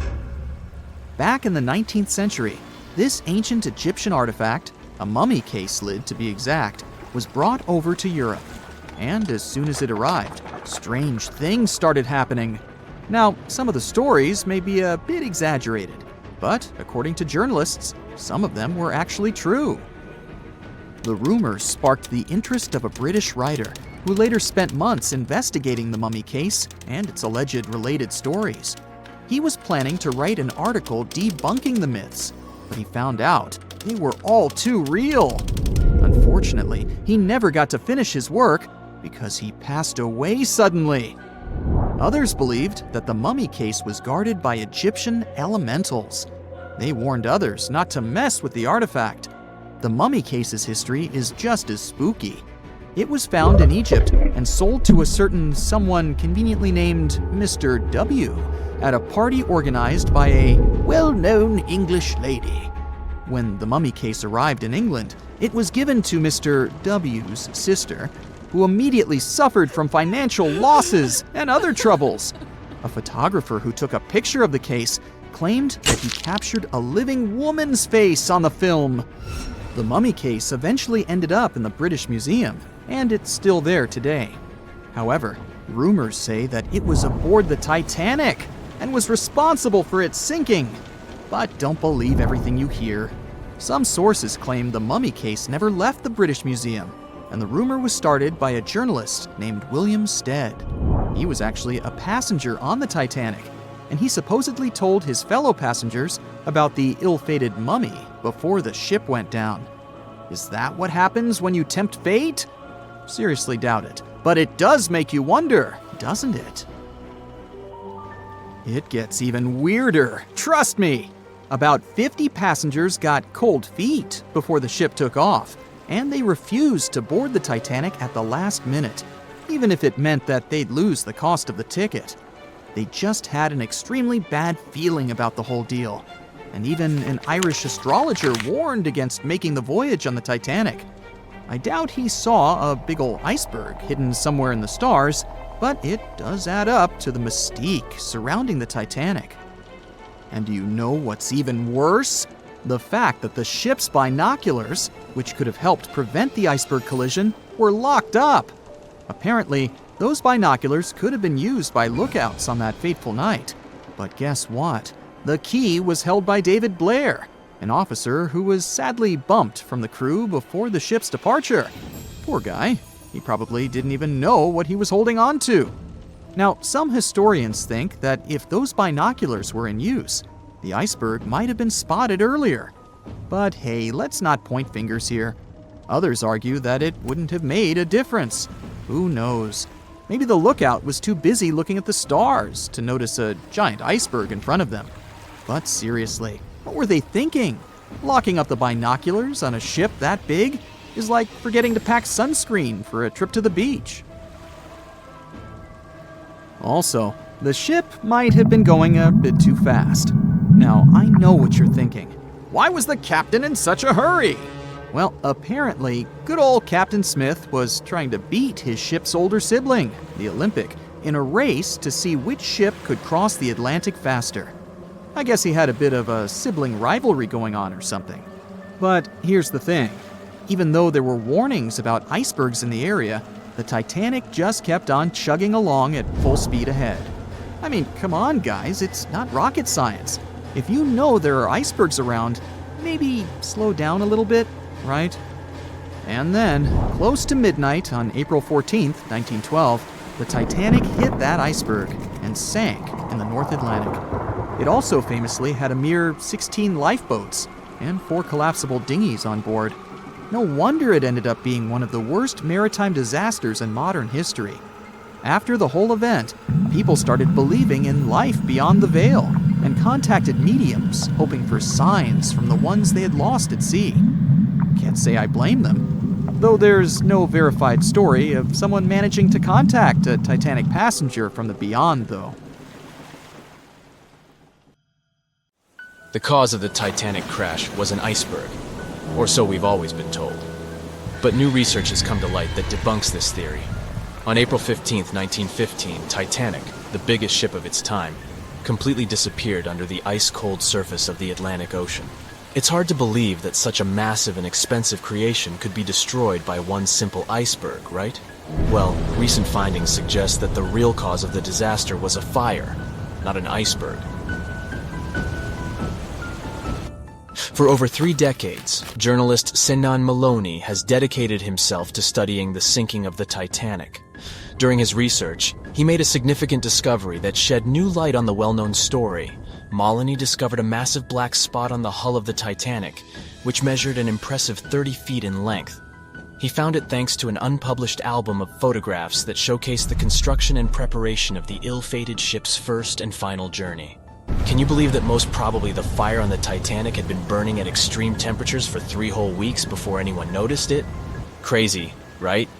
Apparently the high temperature corrupted the metal, making it 75% weaker. That's why the iceberg was able to make a hole in the ship. If not for the fire, the Titanic might have survived the crash because the iceberg apparently hit the exact spot we are talking about. And this is only one link in the chain of incredible coincidences that brought the Titanic down. The people in charge of the Titanic knew about the fire and knew the ship shouldn't have set sail. But they didn't want to go bankrupt and cancel the trip, especially since there was a coal shortage due to miners being on strike. The trip was already sold out, and there were no alternatives. Other ships canceled their trips due to low demand. Everyone wanted to board the Titanic, so the management bought up all the coal they could find, even from other ships, and set off. It was all about making money. To hide the truth, they turned the ship's hull so that the marks weren't visible from the dock and faced the sea. This way, the passengers wouldn't see them. Here's another sad twist in the Titanic's story. Back then, there weren't any sonar systems to detect danger, so specially trained people had to watch out for threats using binoculars. But the binoculars on the Titanic were locked away in a special compartment, and the only person with the key, Second Officer David Blair, was replaced last minute before the ship took off. He forgot to hand the key over to his replacement. This mistake wasn't discovered until 3 days later when the ship was already at sea. If they had the binoculars, they might have seen the iceberg in time and avoided the crash. But even if they had the binoculars, they might not have been able to avoid the crash because the Titanic was going faster than it was supposed to. They were behind schedule and didn't want to ruin the ship's reputation, so they were going way beyond the speed limits the ship's construction could sustain. One of the biggest mistakes made on the Titanic was the decision to not include enough lifeboats. Even though the ship needed around 60 of them to contain all the passengers, it was only equipped with 20. The designer, Alexander Carlisle, had initially planned for 48 lifeboats, but this number was reduced for aesthetic purposes. Apparently, having too many lifeboats would have made the deck look too cluttered. These 20 boats were only able to hold a third of the passengers on board, which was not nearly enough to save everyone in the event of an emergency. What's even more shocking is that this number of lifeboats was technically legal at the time. Regulations for lifeboats were based on the tonnage of the ship, not the number of passengers. This means that even though the Titanic was carrying thousands of people, it still met the legal requirements for lifeboat capacity. Another serious mistake made by the crew was the decision to cancel the lifeboat drill scheduled for the day of the disaster. Lifeboat drills were standard practice on ocean liners at the time, but for no apparent reason, Captain Edward John Smith chose to cancel it. This meant that passengers were not prepared for an emergency, and the crew was not adequately trained to handle the situation.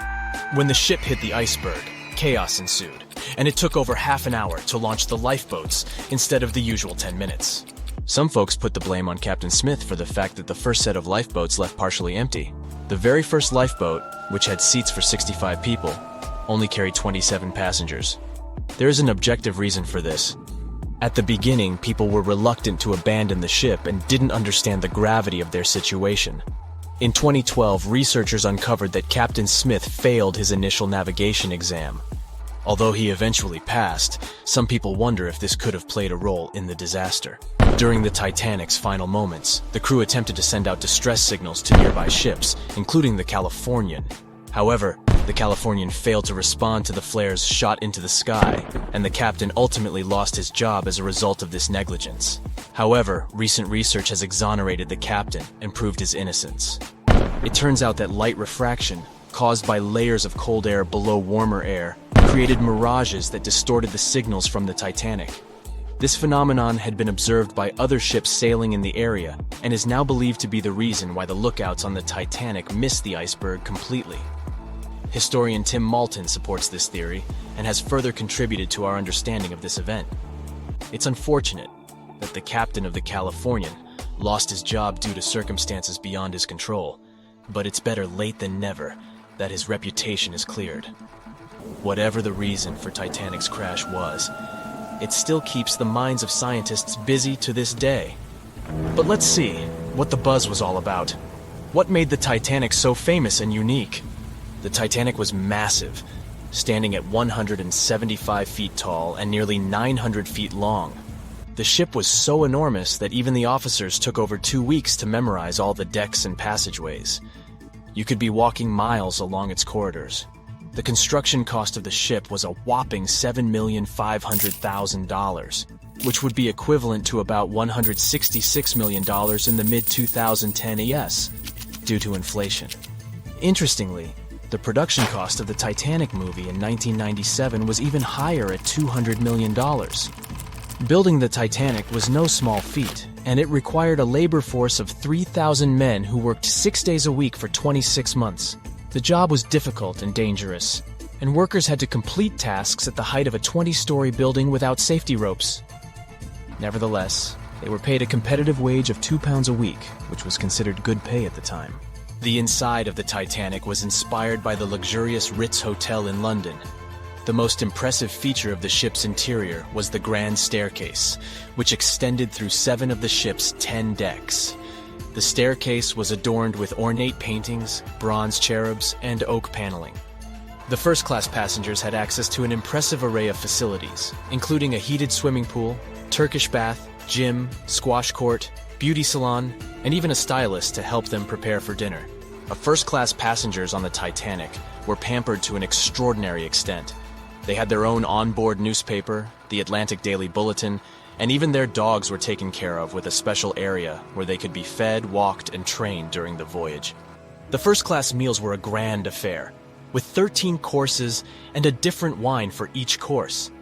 These dinners could last up to 5 hours, and they were certainly something to look forward to.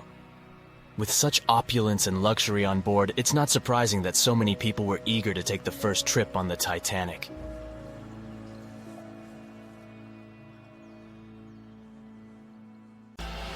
They said it was the most technologically advanced ship. They said it was unsinkable. And when it sank, they made a movie about it. These were the main reasons why the Titanic disaster became world famous. But unfortunately, this is not the only large-scale shipwreck. And sadly, there have been cases much worse than the tragedy of the Titanic. One of them occurred on April 27, 1865. The Sultana steamboat carried passengers and cargo daily between St. Louis and New Orleans. It was a pretty large wooden boat with 3 decks and was 260 feet long and 70 feet wide, almost twice the size of a basketball court. The ship could carry about 350 passengers, but on that unfortunate day, more than 2,000 people were on it. On April 23rd, she was making a routine voyage from New Orleans when it broke down. Something was wrong with the boiler, so the vessel docked in Vicksburg for repairs. At the port, the ship's captain, James Cass Mason, found out about an excellent opportunity to earn a lot of money. All he needed to do was to transfer a large group of former prisoners to the north. The captain agreed to do it, but the problem was that the boiler required a lot of time to repair. Mason was afraid that his competitors would take the job, so he decided to sail despite the malfunction the ship had.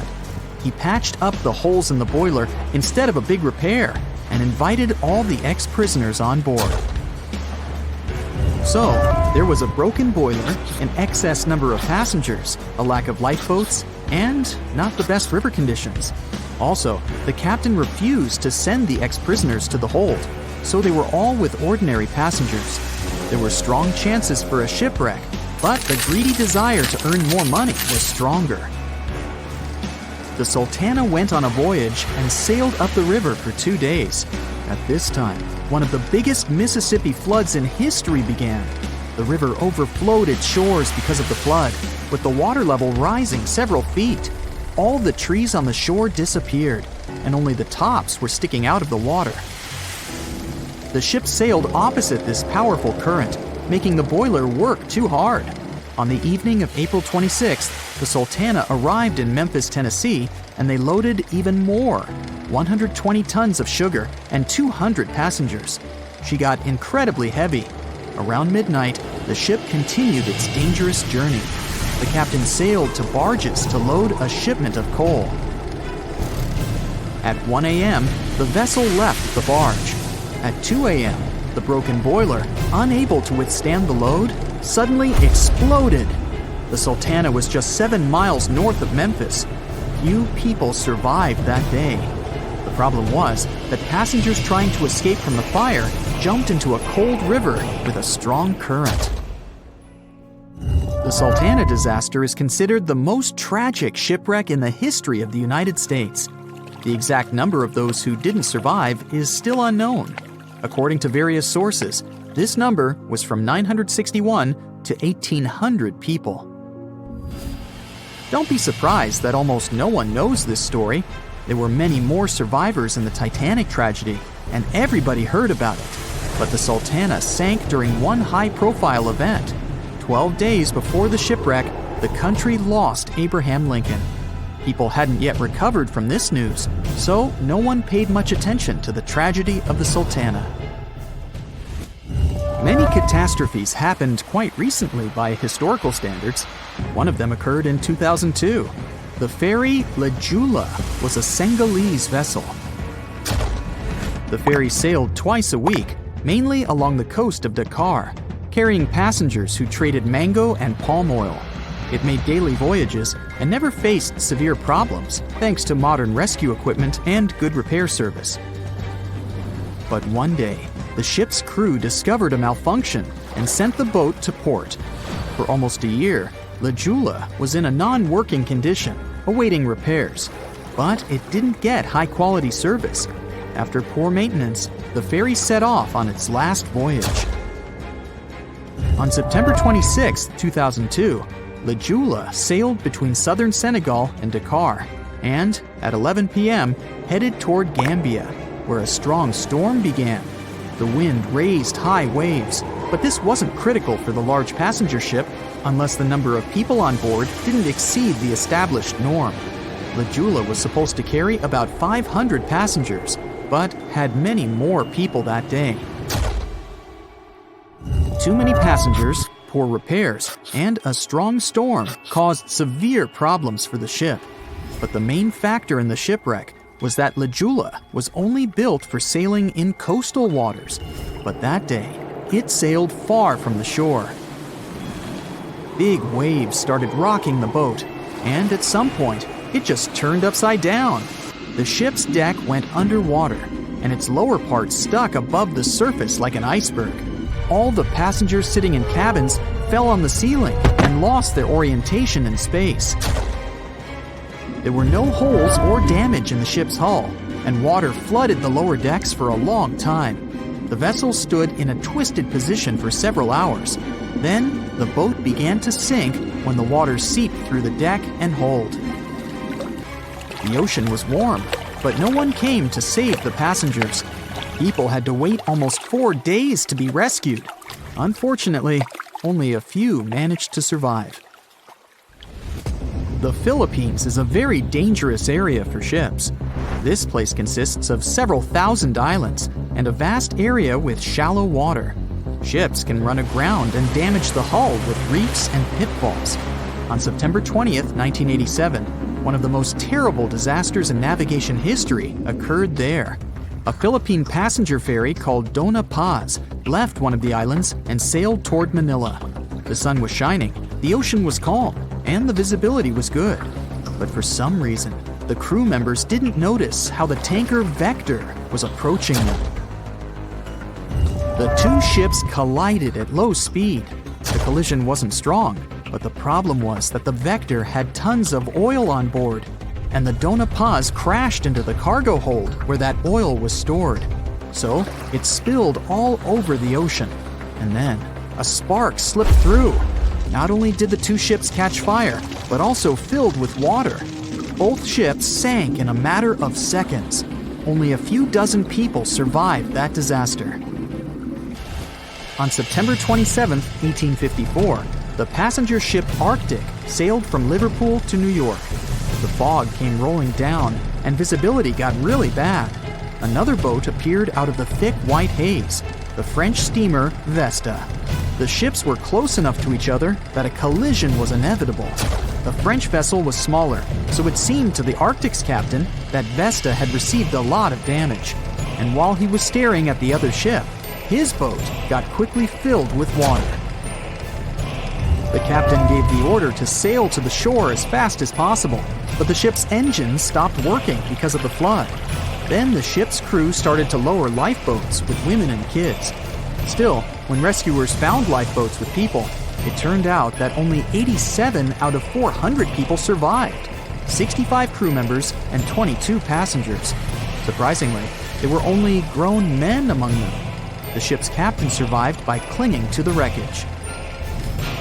All newspapers wrote about this story as one of the most terrible and shameful tragedies in navigation history. Survivors were criticized because they didn't save women and kids, and the crew members were accused of violating the law, since the safety of passengers should be higher than the safety of sailors. But despite this, none of them were brought to responsibility.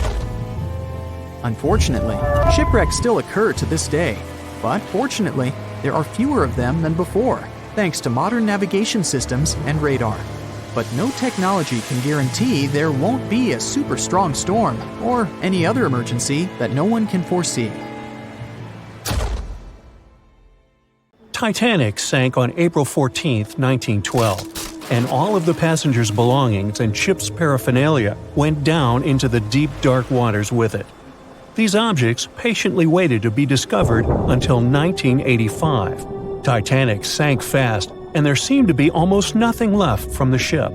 Yet divers in small submarines managed to retrieve plenty of artifacts from the wreckage.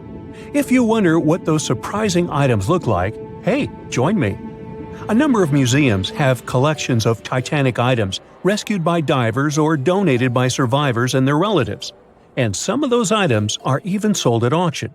So if you're ready to spend a pretty penny on an exclusive artifact, hey, why not? The first artifact on my list is a pocket watch belonging to a Titanic passenger, John Chapman. John and his wife Elizabeth were on their honeymoon. When the ship hit the iceberg, Elizabeth was offered a seat on a lifeboat next to her friend Emily Richards. There was a problem, though.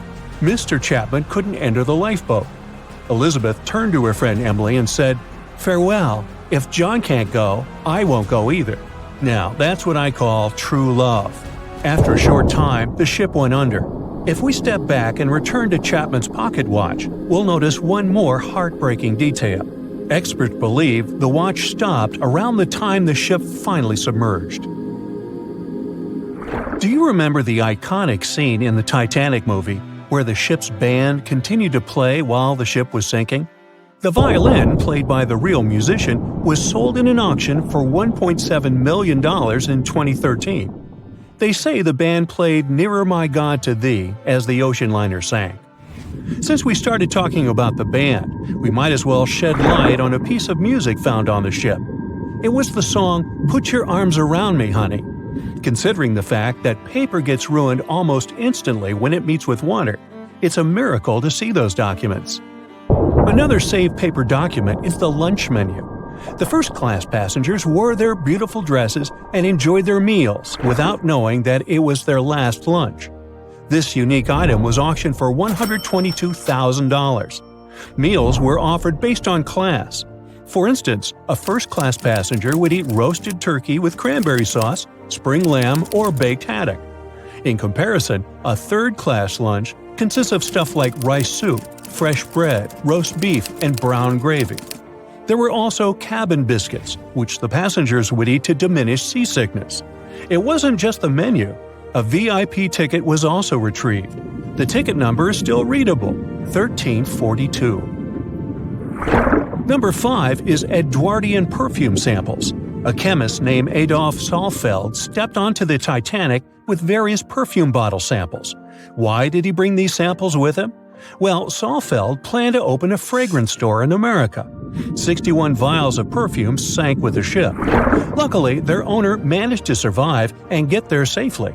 But his samples sank and were only rediscovered some time ago by the divers. When we accidentally drop a plate, it usually shatters into pieces. Now, there's a question. Do you think an unbroken plate can be recovered from Titanic? The answer is yes. Original White Star tableware is proof. Apparently, each class of passengers didn't just get different meals, but was also served with different types of plates. The retrieved plates have a green and brown floral motif. The edges have a gold rim, and there's a logo in the center. By the way, they're sold at auction, and you can find them online. Let's carry on with touching personal stories. The love story of Rose and Jack that we see in the movie is fictional, but the ship surely witnessed many romantic tales. Here's a love letter to prove this. The messages tell us a story about how life was on the ship during the last few days. It was written by Kate Buss on April 10th. She mentioned how seasick she felt and other things, such as she was supposed to go to dinner in a half an hour. This letter wasn't the only letter divers took to the surface. For example, there's the letter Esther Hart wrote to her little daughter Ava. It was sold at auction for £119,000. This letter is probably the last letter written on board, since it was completed only 8 hours before the tragedy. The letter is not that damaged because it was in the pocket of Esther's husband's coat. Another letter we can mention is Dr. John Simpson's letter. Those words were the last words that he wrote to his mother. Let me introduce you to Edith Rosenbaum. She was on the ship with her lucky toy pig. Edith had been severely injured in an accident before she sailed on the big ship. The toy was a present from her mother as moral support for her recuperation process. It was actually a music box in the shape of a pig. Edith used it to calm frightened young people in the same lifeboat. The next item on the list is the scout whistle of Lillian Winifred Bentham. She was a second-class passenger. On that terrible night, Lillian was in her stateroom. She didn't believe that the Titanic could sink. After all, it was the unsinkable ship. Her friend came to her and convinced her to hop into a lifeboat. Only then did she realize how serious the situation was. Moments later, she saw the ship break into two parts. As the lifeboat floated into the night, Lillian saw a crewman who was also rescued. Without a second thought, she wrapped the man with her fur coat. It was freezing, so she probably saved the man's life by doing that. The young man wanted to thank her for her kindness, so he gave Lillian a scout whistle. It was the whistle he used throughout the night to call for help. This pair of white gloves is one of the rarest artifacts recovered from Titanic. These cotton gloves belong to a gentleman. The owner's identity is unknown. Fabric can't last underwater for decades, but these gloves look fine, and you can still see the fine detailing and elegance. An alarm bell has also been found. Yes, that's the famous bell, the one that rang to warn people about the iceberg. Frederick Fleet and Reginald Lee were on lookout duty the night of the accident. Both of them survived. Fleet was the one who saw the iceberg before the ship struck it. What's ironic is that Fleet and Lee didn't have access to binoculars. They were stored in a locker in the crow's nest, but the key to the locker was in the pocket of a crew member who was reassigned to another ship at the last minute and didn't leave the key. They could have seen the iceberg sooner if they had had pairs of binoculars. If they had had it, the Titanic could have gotten out of the way. Divers discovered not just belongings of passengers or the crew, but also pieces belonging to the ship itself. Our next artifact is the Grand Staircase. Some parts of this iconic structure are recovered from the wreck. Turns out that this staircase became a meeting spot among first-class passengers. If they wanted to visit the Turkish baths for a spa day or eat dinner, they met at the staircase and went together. This staircase was a sign of how luxurious some parts of Titanic were. Another miraculously saved object that belongs to the ship is its plan. It was one of the most expensive artifacts sold at auction. The plan is around 30 feet wide. What else? The logometer was also discovered. It's a device used to check the sailing speed of the ship and the distance it covers. The experts say that from the start at noon on April 14th, the device logged 268 nautical miles. And there's more. A giant chunk of hull, known as the Big Piece, was also found.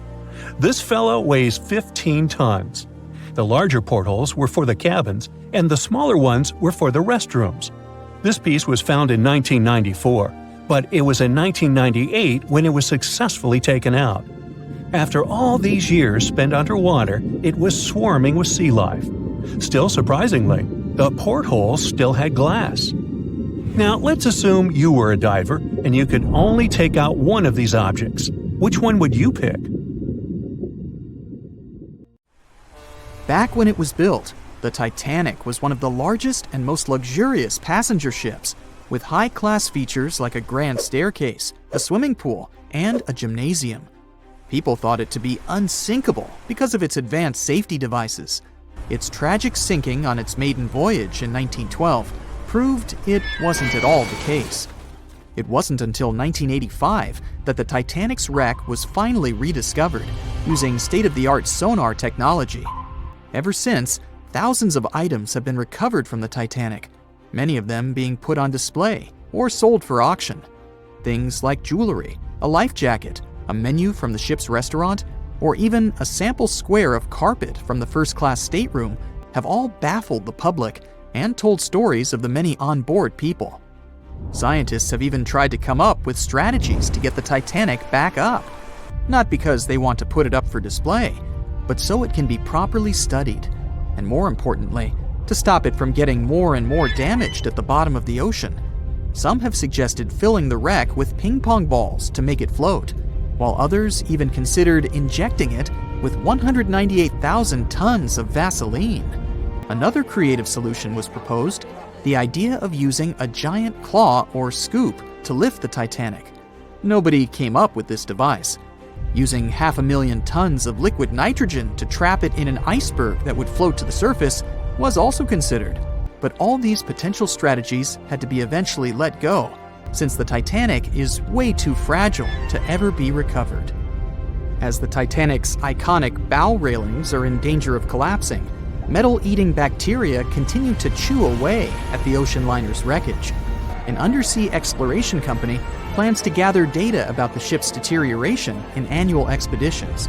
They hope this will help them learn more about the Titanic, and also more about the ecosystem that shipwrecks create.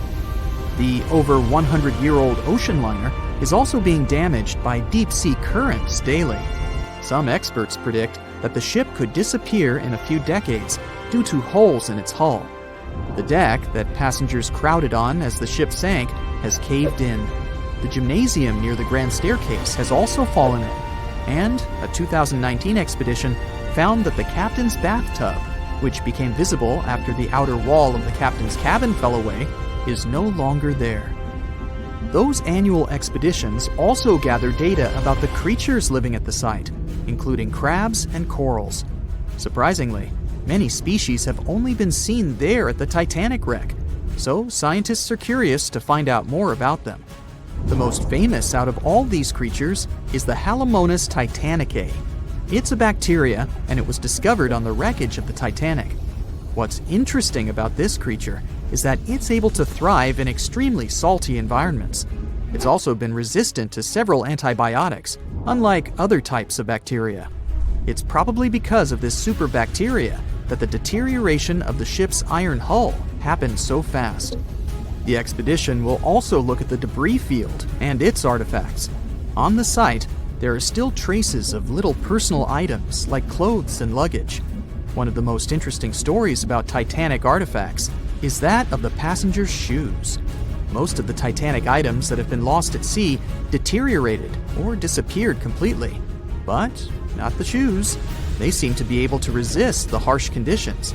On top of that, the leather in most shoes is perfectly preserved, probably because of tannin, a substance used in the tanning process of leather. It helped the shoes resist the damaging bacteria found underwater. All this exploring might have gotten you all excited. If that's the case, I have some good news to share. You might even be able to join the expeditions. To personally explore the Titanic, you have to plan ahead and apply to be a mission specialist with OceanGate, the company responsible for the journey. However, this experience does come with a high price tag of $250,000. Despite the cost, this once-in-a-lifetime experience is in high demand because of the limited spots available. If you can afford the exploration, you will have the chance to collaborate with renowned specialists in marine biology, oceanography, the Titanic, DNA, and the deep ocean. Accommodations and meals on the dive support vessel are also included, as well as training and guidance from specialists before and during the mission. Lastly, you don't even need to bring your own gear, as the expedition equipment is included as well. Sure, ships have evolved and modernized over the years, and these days we have technology that is way better than that available on the Titanic. But this ship remains an amazing piece of history because of its many unusual features, like the fact that the Titanic's whistle was loud enough to be heard over 11 miles away, or the fact that the ship's hull was painted with a special mixture of red lead and linseed oil, which was believed to be effective in preventing the growth of seaweed and other marine organisms. However, despite popular belief, the ship's iconic fourth smokestack was not functional and was only used for ventilation and aesthetics. Probably one of its biggest flaws was its number of lifeboats. Despite its size and luxury, the Titanic only had 20 lifeboats on board. which were not enough to save all of its passengers and crew once it hit the iceberg. The Titanic may be the most famous shipwreck, but it's not the only one. The fleet of Kublai Khan tells a similar story. This one was a large naval force commissioned by the Mongol ruler Kublai Khan in the 13th century. The fleet was intended to travel to Japan and establish the Mongols as powerful rulers in the region. However, in 1281, the fleet was supposedly caught in bad weather and was seriously damaged, with many ships being destroyed. Legend has it that the fleet was torn down by a massive typhoon that came to be known as the kamikaze, or divine wind. This strong storm was believed to have been sent by the higher spirits to protect Japan from the Mongols. The truth about its disappearance remains a mystery to this day. However, the wreckage of the fleet, or parts of it, appears to have been discovered in the 1980s by Asian archaeologists. They dug across the site and studied the remains of the ships at a location near Imari Bay. The shipwreck is, to this day, considered to be an important archaeological discovery. That's because it informed us how well prepared the Mongols were back in the day in terms of their ships. Another tragic story is that of the RMS Empress of Ireland. This was a British passenger ship that operated until May of 1914. This is when the ship was sailing from Quebec City to Liverpool, but it ran into the Norwegian collier SS Storstad in the fog off the coast of Rimouski, Quebec. The collision caused a large hole in the side of the Empress of Ireland, and the ship began to quickly take on water and sink. The crew and passengers were caught off guard, and many were unable to evacuate in time. In total, 1,012 people were lost in the disaster, making it one of the worst maritime collisions in Canadian history. Rescue efforts were hampered by poor visibility and the fact that many of the lifeboats were damaged or unusable. Only 465 people survived the sinking, and many of them were rescued by the Storstad, which had remained in the area despite its damage. The sinking of the Empress of Ireland was a national tragedy in Canada, and it led to changes in maritime safety regulations and the establishment of a Coast Guard. The ship still lies at the bottom of the St. Lawrence River, where it has become a popular dive site for enthusiasts.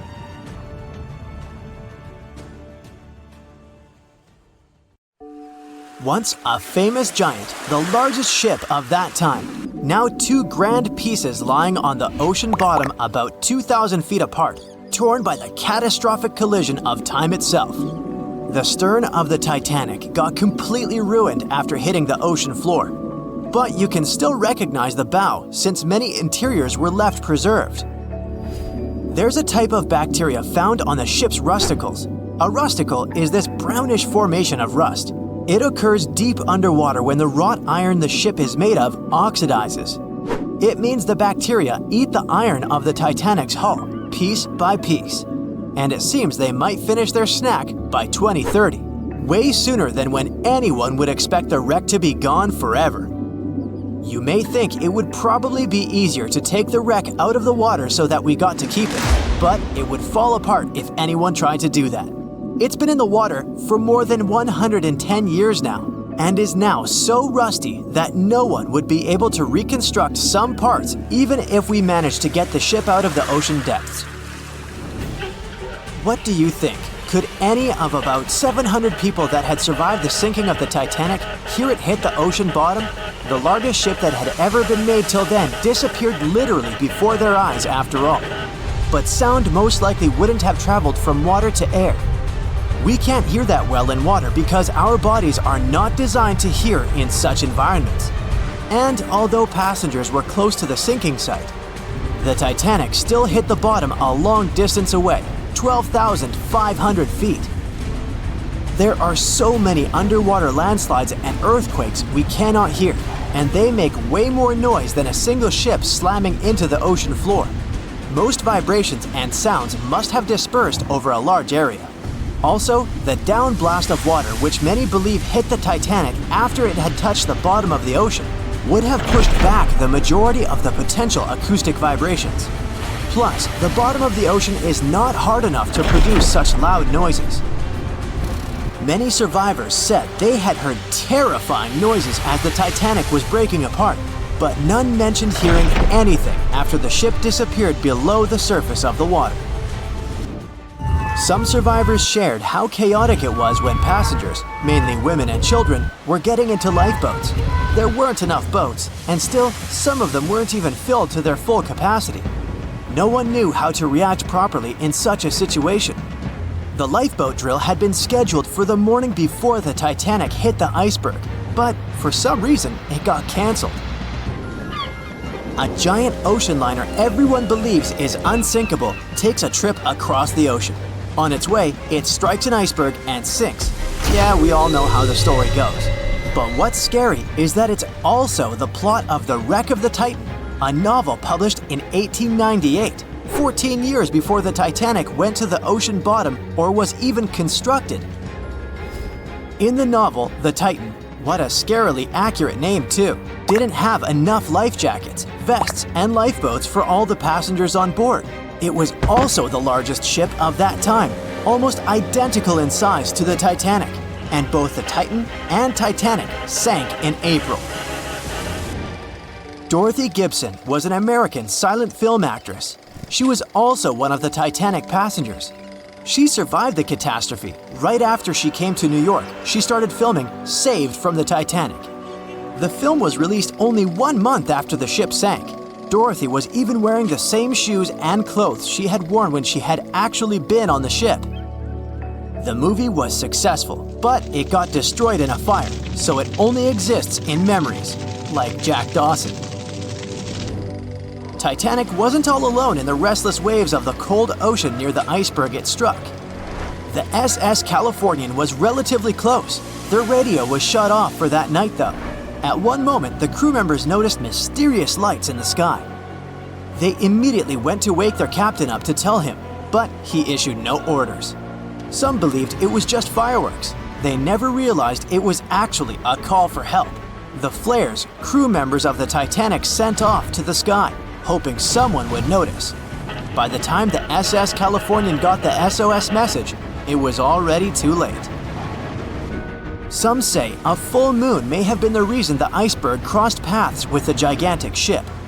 A full moon may have caused incredibly strong tides that eventually sent multiple icebergs southward, right when the Titanic was crossing that area. Would you dare to taste cheese from the Titanic? The wreck has been under the ocean surface for more than 100 years now. It took more than 70 years to find it. By that time, most of the food that had gone down together with the ship had, of course, spoiled. But it's possible there's still some of it left. Some foods are protected from decay. For example, cheese. The microbes that turn milk into cheese create special conditions to protect the product from spoiling. Multiple things have survived the Titanic. A handwritten letter where a mother and a daughter wrote to the girl's grandma about the amazing journey they were on together. The letter has been around for more than 100 years and got sold at an auction. A battered pair of white cotton gloves was found in the wreck. Musicians on the Titanic played till the very last moment. Sheet music and one violin were found among the wreckage. The bell one of the crew members rang 3 times to warn there was a very close iceberg on their way. A pocket watch that stopped at 1:45 a.m., the time when the ship went under the water. Perhaps one person could have changed what happened on the Titanic. David Blair was a pretty lucky man. He was supposed to take the spot of the second officer of the Titanic. He was pulled out at the last moment, which eventually saved his life. It was a great thing for him, but something clouded his joy. What if he was the only person who could have done something to save the ship and the passengers? Back in the day, ships didn't have smart advanced technology like they do today. They couldn't see a threat on the horizon. Binoculars were pretty helpful, but the crew members on the Titanic didn't have access to the room where they were kept. David Blair was the man responsible for the keys. He left the ship in a hurry and forgot to hand over the keys that were in his pocket. Maybe if the crew members had had access to the binoculars, they would have seen the iceberg on time and had enough time to change course. It's possible that the giant iceberg that sent the Titanic to the ocean bottom was made of snow that had fallen in southwest Greenland. Scientists even used a computer model to calculate the paths the iceberg took in any given year, taking into consideration ocean currents and weather readings for that year. It's possible that the iceberg was 1,700 feet long, with a weight of around 75 tons. By the time it collided with the Titanic, it had dwindled down to only 1.5 tons. Violet Constance Jessup was, as many called her, Miss Unsinkable. She was only 24 years old when she joined the Titanic crew as a stewardess. On the tragic night when the ship struck the iceberg, she was lying in bed. As soon as she heard that something was going on, she got dressed and quickly went to the deck. Violet helped passengers get into lifeboats. 4 years later, she was on the Britannic, the Titanic's sister ship. Once again, the ship started sinking. Not only did the woman survive another accident, but she was also once again the one helping other people to escape the vessel before it disappeared below the surface. No one could ever have imagined that the unsinkable Titanic would collide with an iceberg, except for one man, William Thomas Stead. Well, not directly, of course. It's not like he jolted out of bed one day, envisioning the fall of the Titanic. Rather, he wrote an empowering short story called How the Mail Steamer Went Down in Mid-Atlantic by a Survivor on March 3, 1886, 26 years before Titanic sank. Okay, let's do a super quick recap. Titanic was traveling from Southampton to New York in April 1912 in the North Atlantic. The ship hit an iceberg, and less than 3 hours later, it was completely underwater. Out of 2,208 people on board, just 706 survived due to the limited number of lifeboats and icy cold water. Another passenger ship, Carpathia, heard the distress call, picked up the survivors, and brought them safely to New York. The short story William Stead wrote was about Thomas, a British sailor, who got on a passenger liner bound for the U.S. At one point, the protagonist realized there weren't enough lifeboats for everyone on board the ship in case something happened. A couple of days later, heavy fog covered everything in sight. Luck was not on the liner's side, and it collided with a stray ship, just like Titanic struck an iceberg. Only 200 out of the 916 people made it safely to the U.S. The main character managed to survive by jumping into the water and climbing into one of the lifeboats. Now, you'd think that the story riled up everyone in the industry to add extra lifeboats on ships. But sadly, it received very little attention when it was published. Even more tragically, William Thomas Stead was on Titanic when it sank, and he didn't make it. The survivors who knew Stead mentioned that he had always been cheerful and had loved to chat during meals. He complimented the ship's design and how sturdy it was. Witnesses also talked about how he had been helpful when the ship had been sinking, having given his life jacket to someone else. He was a journalist by profession and was on his way to New York for a ceremony. One of his most important contributions to modern journalism was the use of illustrations in every newspaper article. He also introduced newspaper interviews, and they're still used to this day along with illustrations. But this story wasn't the only published work that predicted the disaster. Morgan Robertson was an author and former ship captain who wrote short stories and novels. His most notable novella is The Wreck of the Titan. It's also known as Futility. The book was written in 1898, 14 years before Titanic. It was a fictional story about the Titan, an ocean liner similar to Titanic, which was crossing the North Atlantic. It's also a coincidence that Titan was just as fast as Titanic and shared many other similarities, like size and design. The book described it as unsinkable and the largest ship to hit the ocean at the time. That's what they said about Titanic, too. Another eerie similarity was the limited number of lifeboats it had. The story took place in April, and that's when Titanic set off on its journey and hit the iceberg. The Titan story also mentioned that barely anyone had survived that horrible accident. Unlike Stead's story, the protagonist of Robertson took a different path. The Titan sinking happened somewhere halfway through the book, so after the accident, the main character went on with his life. The book was brought back into the spotlight after the Titanic disaster. How could someone describe the events that took place almost a decade later so accurately? Many started to believe Robertson could see the future. But the reality was that Robertson knew his way around a ship. It was easy for him to write down the nitty-gritty of things without doing more research. Realistically, one of the biggest threats for ships at that time was hitting an iceberg or colliding with other ships. The next story sounds somewhat mysterious. Once, Alex Mackenzie heard a voice that warned him not to board Titanic. But when he turned around, there was nobody there. As he continued walking, the voice spoke to him again. But this time, it was louder and more distinct. He took the warning seriously and decided to cancel the trip and go back to Glasgow, Scotland, his hometown. His grandparents weren't too happy to find him back home instead of on Titanic. After all, the ticket was very expensive. That disappointment very soon disappeared when they heard that the ship had struck an iceberg. John Coffey was a member of the crew of Titanic, but he decided to ditch the ride when the ship stopped at his hometown in Queenstown, Ireland. His inner voice told him to get off the liner, and he did.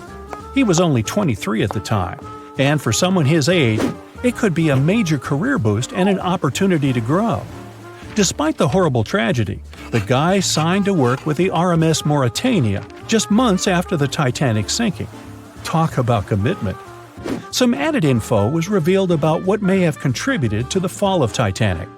The constructors insisted that the ship was unsinkable, but many people later theorized that the vessel's steel plates had been too frail for the freezing Atlantic water. It may have caused the rivets to pop, allowing ocean water to seep inside. Another theory is that there may have been a fire in the hull of the Titanic that had been raging for 3 weeks before the voyage. The fire softened the steel, allowing the iceberg to cut through it like a hot knife through butter. Some pictures before the ship set off on its journey show black marks on the hull, which could have been caused by fire. Either way, the iceberg would have caused significant damage in any case, no matter if there was a fire or not. Some people also blame those who designed the Titanic. The ship was built with large joints at the bottom, which probably snapped easily during the collision. Of course, these are all theories, but we know for a fact that the iceberg was the main character of this drama, and that the works of Stead and Robertson should have been taken seriously. Either way, this should be a lesson for the future, helping to prevent similar tragic accidents. By the way, ocean liners and passenger ships wouldn't exist if it hadn't been for Thomas Newcomen. In 1712, he invented a steam engine that was so strong it could produce enough energy to power a ship. And a century later, in 1819, the first steamship traveled across the Atlantic Ocean to Liverpool, UK. It only took the vessel 29 days to cross the ocean. The passenger ship industry boomed in the early 1900s when it became easier for people to move to America or go on holidays. As decades rolled by, the use of aircraft stole the spotlight from passenger ships since planes were faster and more efficient. Nowadays, it's quite rare for a passenger ship to collide with anything in open water. Modern technologies can detect anything that can pose a threat and even predict stormy weather. Cruise ships these days are giants compared to the vessels of Titanic's era. Modern ships can carry almost twice the number of passengers and have amenities folks back then could only dream of. Most cruise ships these days have several restaurants to choose from, multiple swimming pools, and game rooms to catch a break. If you're in the mood for some fun, you can watch live performances. Don't forget about the helicopter pad, because why not? Don't worry if you start feeling unwell. The in-house doctors are always there to help any passenger in need. And these ships are only going to get bigger. Putting Titanic and a modern cruise ship side by side is like comparing a Corgi to a Doberman. Back then, Titanic was the biggest and most cutting-edge vessel anyone could dream of. So, who knows what the future of cruise ships can hold? We might even have entire cities floating around. That would be a really big boat. A beam of electric light pierces the darkness over the calm waters of the Atlantic Ocean. The Titanic is quietly making its way through the waves, its passengers asleep, when suddenly a monstrous white shape is caught in the light beam. The fateful iceberg is about to rend the side of the legendary ship.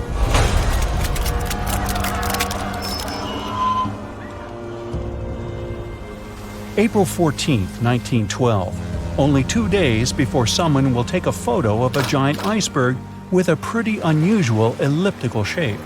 It turns out that this iceberg most likely formed out of snow that fell 100,000 years ago. Researchers used computer modeling to figure out its origin. They used data from 1912 and added some new information about winds and ocean currents. They concluded that the iceberg was probably a part of a small cluster of glaciers in southwest Greenland. These days, it's possible to calculate the routes of such icebergs in any given year in the past. So the infamous chunk of ice was on its way from Greenland to an area further south from Cornwall. If the ship had passed through that region only 2 days later, the iceberg would have moved far away from the point where they met. At first, the weight of the most well-known iceberg in the world was 75 million tons. With time, it started to slowly melt away. And when it sank the Titanic, its weight was only 1.5 million tons. By the time of the collision, it had probably been melting for months, but it was still a true monster. When the Titanic sank, the iceberg was 400 feet long, and more than 100 feet of its surface was above the water. Some people believe it was a supermoon that caused the Titanic to sink. That night, there was a rare lunar event. It hadn't happened for 1,400 years. In normal conditions, the iceberg wouldn't have traveled so far south without melting and losing the largest part of its mass. But the supermoon could have been the reason for an unusually high tide that pulled the iceberg away from the glacier way faster than usual. There's a specific type of bacteria that slowly consumes the remains of the Titanic. Salt corrosion, ocean currents, freezing temperatures, plus this rust-eating microorganism might consume the entire wreckage. American actress Dorothy Gibson was aboard the Titanic. She survived, and when she arrived in New York, she started filming a movie called Saved from the Titanic almost right away. The movie was released only a month after the Titanic sank, and in the movie, she even wore the same shoes and clothes she had during the actual disaster. The movie was a big success at that time, but the only known copy was destroyed in a fire. 14 years before the Titanic sank, a novella called Futility had been published, and it seemed to have predicted the whole event. The plot centered around a fictional ship called the Titan that sank during its voyage. The Titan was almost the same size as Titanic, and they both went to the bottom in April. The reason was hitting an iceberg, too. Both the real and fictional ships were described as unsinkable, and both of them had the legally required number of lifeboats, which, as it turned out later, were nowhere near enough. We've seen it in the movie, but there were some real-life love stories happening on the Titanic, too. 13 couples even took a trip on the Titanic as part of their honeymoon. One of the couples owned Macy's department store in New York. Once it became clear the Titanic was rapidly sinking, the woman refused to go into a lifeboat without her husband. But he didn't want to join her while there were still women and children who he thought had to go first. Then his wife gave her coat to her maid. She insisted that the maid should get into the lifeboat, and she wanted her to be warm. As for the woman herself, she decided to stay with her husband till the end. Some people believe Titanic sank because of a mummy, not an iceberg. It all started around 1000 BCE with a mysterious woman who lived in Egypt, in the City of Thieves. People knew little about her, but they called her a priestess. Her mummy was put in a wooden sarcophagus and covered with a large lid with the image of her face and some mystical inscriptions. This place had been hidden until the first half of the 19th century, when a group of locals accidentally came across it. They disturbed her peace. No one knows how, but the mummy disappeared that day without a trace. A couple of decades later, A group of rich friends from England traveled to Egypt and found the empty mummy casket with the image of the priestess, whose dark eyes seemed to be looking into the void. They decided to buy it, but the buyer disappeared the same night before he even got the case. All members of the group had some accidents. The casket changed its location a couple of times until it, as some believe, ended up on the Titanic. It took more than 70 years for a robot submarine to find the ruins of this legendary ship. The wreck lies nearly 13,000 feet under the surface of the Atlantic Ocean, split into two halves. Why did the liner break apart? No one knows exactly. Some think it happened because of the water that got inside when the ship collided with the iceberg. The pressure was so powerful it separated two parts of the vessel, starting with the ship's bottom structure. Others say it was because of the hull rivets. They had a high concentration of slag or smelting residue, and that's something that can cause the metal to split apart. The ship generally had many flaws, starting with the design. The watertight bulkheads weren't completely sealed on top. This allowed the water to flow between the compartments and, in the end, sink the vessel. The iron of the ship's rivets and steel of the hull ended up ruined because of high sulfur content, cold temperatures, and high speeds. The steel shattered and the rivets popped out quite easily. Because of this, Titanic sank 24 times faster than it would have otherwise. If the ship had hit the iceberg head-on instead of ramming it with its side, it would have probably stayed afloat. How come the crew members didn't have binoculars? It would have surely helped them spot the iceberg on time and maybe even avoid the disaster. But the binoculars on the Titanic were locked in a storage cabinet. Only one crew member had the key, and he had been transferred off the ship right before it set sail. He later said he hadn't remembered to hand over the key. But even without the binoculars, the ship might have had some time to change course and avoid the collision if the crew had gotten some warning. But that's the thing, someone did warn them. About an hour before the incident, a ship that was relatively close to Titanic, the SS Californian, sent a message to inform them it had stopped because of dense ice field. But the warning never got to the Titanic's captain. Some experts say it was because the radio operator didn't think it was that urgent. And later, the SS Californian said they didn't get a call for help from the Titanic because their radio operator was off duty. Some say the crew on the Titanic couldn't spot the iceberg on time because of an optical illusion. Atmospheric conditions that night probably caused super refraction, which could have camouflaged the berg. After all, no one actually saw the iceberg until it was too close to the ship to somehow avoid the crash. Not even a whole minute passed between the moment they saw the iceberg and the collision. It was only 37 seconds, and it took Titanic 2 hours and 40 minutes to disappear below the ocean's waves.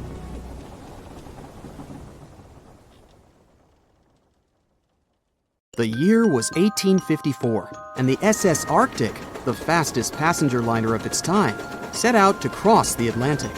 As it sailed through the misty veil, it slowly disappeared into the unknown. The Collins Line, an American shipping company, was started in 1818 and only began seriously trading in the transatlantic by 1835. Its steamships crossed the Atlantic from Liverpool to New York within just 10 days. Doesn't sound like a great speed today, I know, but back then, the same thing took other ships several weeks. Light on the water with their wooden hulls, powering through with a strong steam engine, those steamships were the favorite choice for many high-profile people. What could go wrong with such an advanced ship, they thought. This reminds me of some other ship everyone believed to be unsinkable. But anyway, back to the Collins Line. It grew to be a serious contender on transatlantic routes, with only one other competitor, the Cunard's Line. It was a British company also aiming to be the main force through the Arctic Passage. In 1835, the company received a new ship that traveled to Liverpool and came back to New York with the largest cargo ever at that time. From then, the Collins Line was steadily growing. It seemed like there would only be future successes for it. Unfortunately, their lavish ships became costly to run with the amount of coal used. Massive power, along with weak wooden hulls, meant they needed many repairs after each voyage. So, every trip ended up being expensive. But since the ships were safe and had a great reputation, people were willing to pay the price, and the company was definitely not in crisis. They had achieved something no one had managed to do before them. Like I told you, their ships crossed the Atlantic in a whopping 10 days, and Edward Collins, the owner, was very determined to maintain the pace. Their 5 ships easily outran the Cunard's line of only 3. With this great praise, it provided more attention. Though the Cunard's ships were slower with their iron hulls, they believed there was still profit, regardless of how slowly they sailed. Among Collins' ships, the Arctic, the third of them to be launched, was the largest, reaching 284 feet long, with 2 side-lever steam engines, each with 1,000 horsepower. The paddle wheels made 16 revolutions a minute when at full speed. At the time of its launch, the press called it the most stupendous vessel ever constructed in the United States. But glamour and fame couldn't avoid what would come next. On the 27th of September, the Arctic was on its journey from Liverpool to New York, continuing a speed pace through the thick fog. It's possible that by that moment, after 4 years of record-breaking trips, the crew became overconfident with their sailing and the ship. Going only 50 miles from Newfoundland, they carelessly continued through the fog with no radio contact, sonar, or any other form of identifying objects, equipped only with Morse code. A smaller ship, the SS Vesta, which operated as a fishing vessel, often worked around Newfoundland. It was passing through the same path as the Arctic and crashed into its side. Shocked by the collision, the captain of the Arctic offered help to the much smaller Vesta, but it was soon clear that the damage that seemed minor on the Arctic was far worse. Beneath the waterline, a hole was letting water into the hull. The cost of the much faster wooden hull now seemed less valuable. They steered toward land, trying to plug the holes, but they weren't doing so well, and the seawater continued to pour in, filling up higher and pushing the ship down. And finally, once the engine room was full, it put out the boilers, taking away the massive power the Arctic was once legendary for. They moved slowly until coming to a complete stop. The ship continued to sink, and the order was to abandon it. At the time, maritime law allowed for the Arctic to carry only 6 lifeboats, only capable of saving 180 people. The crew and some of the passengers managed to push their way aboard and took most of the seats on those boats. Things were pretty wild, and everyone forgot about their manners, not letting the ladies and the youngest ones board first. It took 4 hours for the Arctic to sink. 150 crew and 250 passengers were on board. Those that weren't able to find a lifeboat made a desperate attempt to build their own rafts from parts of the ship. 2 days later, only 3 boats made it safely to the shore. The other 3 were never found. Believe it or not, the rescue party also saved some people that had been clinging to the wreckage for 2 days. Unlike the crew, the captain went down with the Arctic, but amazingly survived. He would be only one of 85 people that made it, out of the 400 on board. When the news arrived 2 weeks later, the public responded with great sadness to the losses. Great anger soon followed towards the poor safety measures in the crew.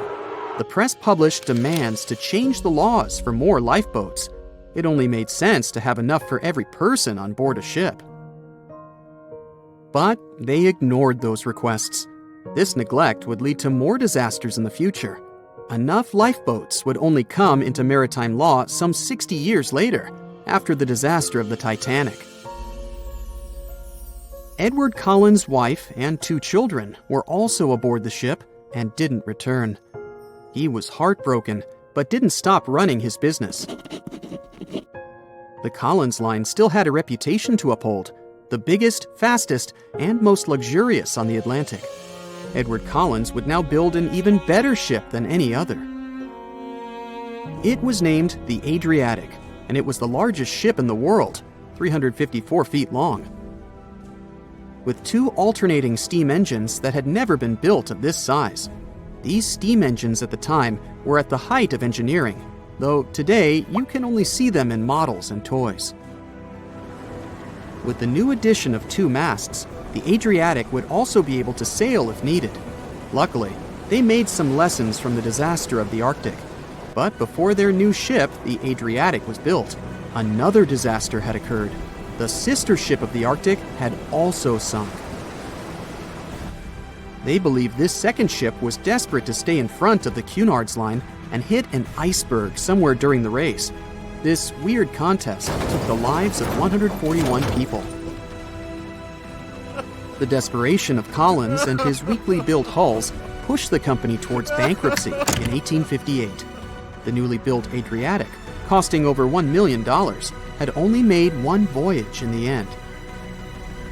And even that voyage was considered a disaster.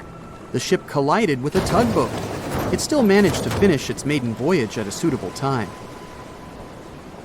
After the company had gone bankrupt, they had to sell the ship for only $50,000. They removed the great giant engines, replacing them with only sails. Although it was once the greatest ship on the high seas, it was only 30 years later until it was abandoned, labeled irreparable, and anchored in a river. The other remaining ships were also sold and only used for parts. Edward Collins left the industry altogether, seeking work on dry land instead. As the Collins line was no longer in the mix, the Cunards would grow in strength. Without competition, they would win the Blue Riband for the next 30 years, and 180 years later, after producing hundreds of ships.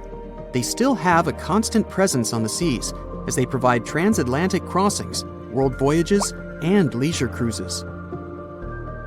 To this day, the Cunard line is the only one to run ships between Europe and America, and it's great proof that it's not always the fastest that's the best.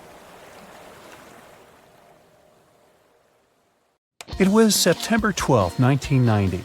In those times, way before instant messaging and Zoom calls, a little girl was looking for pen pals. Zoe was aboard a ship from England to Belgium on vacation with her parents. She was only 10 years old at the time, but was a very clever schoolgirl. She took a piece of paper and started putting some words together. She introduced herself, then wrote about how she liked ballet and playing the flute and the piano. Of course, she couldn't help but mention her 2 adored pets, a little hamster she called Sparkle and her fish Speckle. She also put down the address at which she could be reached in case someone was interested in writing back to her. But alas, she was at sea. Who could she send this message to? An interesting idea came to her mind. She carefully placed her letter in a plastic bottle, tightly closed the lid to protect it from the water, and threw it into the sea. The little girl's excitement faded away over the years as she didn't receive a response. Maybe the bottle got stuck somewhere. Maybe it was swallowed by some big, scary sea creature. Or maybe the water actually poked through the plastic cap and destroyed her message. Many years later, on Christmas, a letter for Zoe was received at her parents' house under her maiden name. The postage signaled that the message was from Europe. It was from a Dutch couple, Piet and Jacqueline Lateau, who had found her delicate bottle and were very considerate to write back. They pointed out that they had found the letter among the debris thrown at the shore by the sea. Zoe's letter had been stranded for a staggering 23 years at sea and traveled for more than 350 miles to reach its final destination near Rotterdam in the Netherlands. That's quite a voyage for a small plastic bottle. A story similar to that of Zoe is the strange connection between 2 little boys. A little German boy named Frank Uzbek was on a boat traveling to Denmark when he got the same idea as Zoe. He was 5 years old at the time he put together a message and threw it into the unknown. The year was 1987. He got his response years later when he was 29. His letter, just like the one Zoe would send a couple of years later, had been at sea for 24 years. His message was found by a boy named Daniel Karatkin, while he was on a walk with his parents on the Curonian Spit near the Baltic Sea. Daniel was lucky that his father knew enough German to translate the message. The unlikely friends eventually met via video call in 2011. Not all message-in-a-bottle stories have been explained away. In 2013, a Croatian surfer came across a damaged bottle while near the Adriatic Sea. The message it contained dated back to 1985, and it was from a man named Jonathan. The sender was eager for his letter to reach a woman named Mary, and he also expressed his keenness for her to respond. Since the letter was supposedly sent from Nova Scotia, the bottle had to have traveled a mind-boggling 3,700 miles. The message went from the Atlantic Ocean, entered the Mediterranean Sea, and reached the Adriatic shores in Croatia. The identities of neither John nor Mary were ever discovered. There are also messages in a bottle with wonderful love stories to share. This was the case for Ake and Paulina Viking. When Ake, a lonely Swedish sailor, placed a letter in a bottle and threw it in the Mediterranean Sea, he had no idea the piece of paper would eventually reach his future wife. This was in the early 1950s. The bottle was found by an Italian man who was inspired enough to give it to his niece, Paulina. After a year of back-and-forth letters being exchanged, Ake and Paulina eventually met and got married. Having decided to share their story with the world, they became somewhat of a celebrity couple for the time. They even shared video footage of their wedding with the world, and their story was featured in a bunch of newspapers. This fortunate event started a movement between young people looking for love, increasing the number of messages being thrown out at sea in search of a fairy tale ending. Not all the stories that started out like this eventually worked out, though. In 1945, an American named Frank Hayostak placed a similar message to that of Ake's in a bottle and threw it in the waters. Almost a year later, his letter was found by an Irish woman. Her name was Brenda O'Sullivan. Their years of correspondence soon caught the attention of the media at the time, but their friendship never flourished because of the added pressure. They eventually met in person when Frank traveled to Ireland, but he didn't stay for long, and they eventually got out of touch with each other. After Titanic met its strange ending, many bottles containing secret messages started to surface. Almost all of them proved to be counterfeited, apart from one letter. Years after Titanic had sunk in the icy Atlantic waters, a bottle was found on the Irish shores.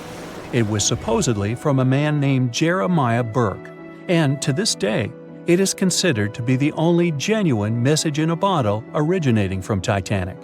The piece of paper simply stated the sender's name and the location, the Titanic, accompanied by the word goodbye. Since the date has washed away, it's difficult to estimate whether the note was sent before or after the ship had hit the iceberg. The common understanding is, however, that since Jeremiah was looking to relocate to the U.S., he was merely sending his last symbolic regards to his family and friends back in Ireland. This simple way of meeting and sometimes corresponding with people has turned into a hobby for a man from a Canadian province named Prince Edward Island, located east of the U.S. state of Maine. This man, Harold Hackett, claims to have sent over 4,000 bottles into the Atlantic Ocean since 1996. He also claims to have received many responses from all over the world, including letters from people in Europe, like France and Germany, but also from the Bahamas or even Africa. This unlikely pastime earns him about 150 Christmas cards from his pen pals each year. To this day, he refuses to add his phone number to any of his letters. This way, he ensures that if people ever want to contact him, the only means of doing so is via a written letter. He's also studied the best times to send the messages in the water based on the direction of the winds and the currents. Now, some bottles spend a whole lifetime at sea after being cast away by their sender. It was the case for a British man that wrote a message and placed it into a bottle before throwing it in the English Channel in 1914. His name was Thomas Hughes, and he wanted to direct the message to his wife, but was polite enough to write a letter to whoever got their hands on the bottle first, asking them to redirect the piece of paper accordingly. The bottle didn't reach his wife, since it was found 85 years later on the Essex coast. The man that stumbled upon the bottle was kind enough to reach out to the family and place the message in possession of Thomas's daughter. And 85 years isn't the longest time for a small bottle to be cruising the waves. A scientist named Hunter Brown was studying currents in the North Sea when this idea came to his mind. He placed the same message in almost 2,000 bottles and requested the unlikely recipient that they write back with the location of their discovery. He thought this method would help him better understand the layout of the North Sea currents. A bottle was found about 11 miles from its original departing location after 97 years.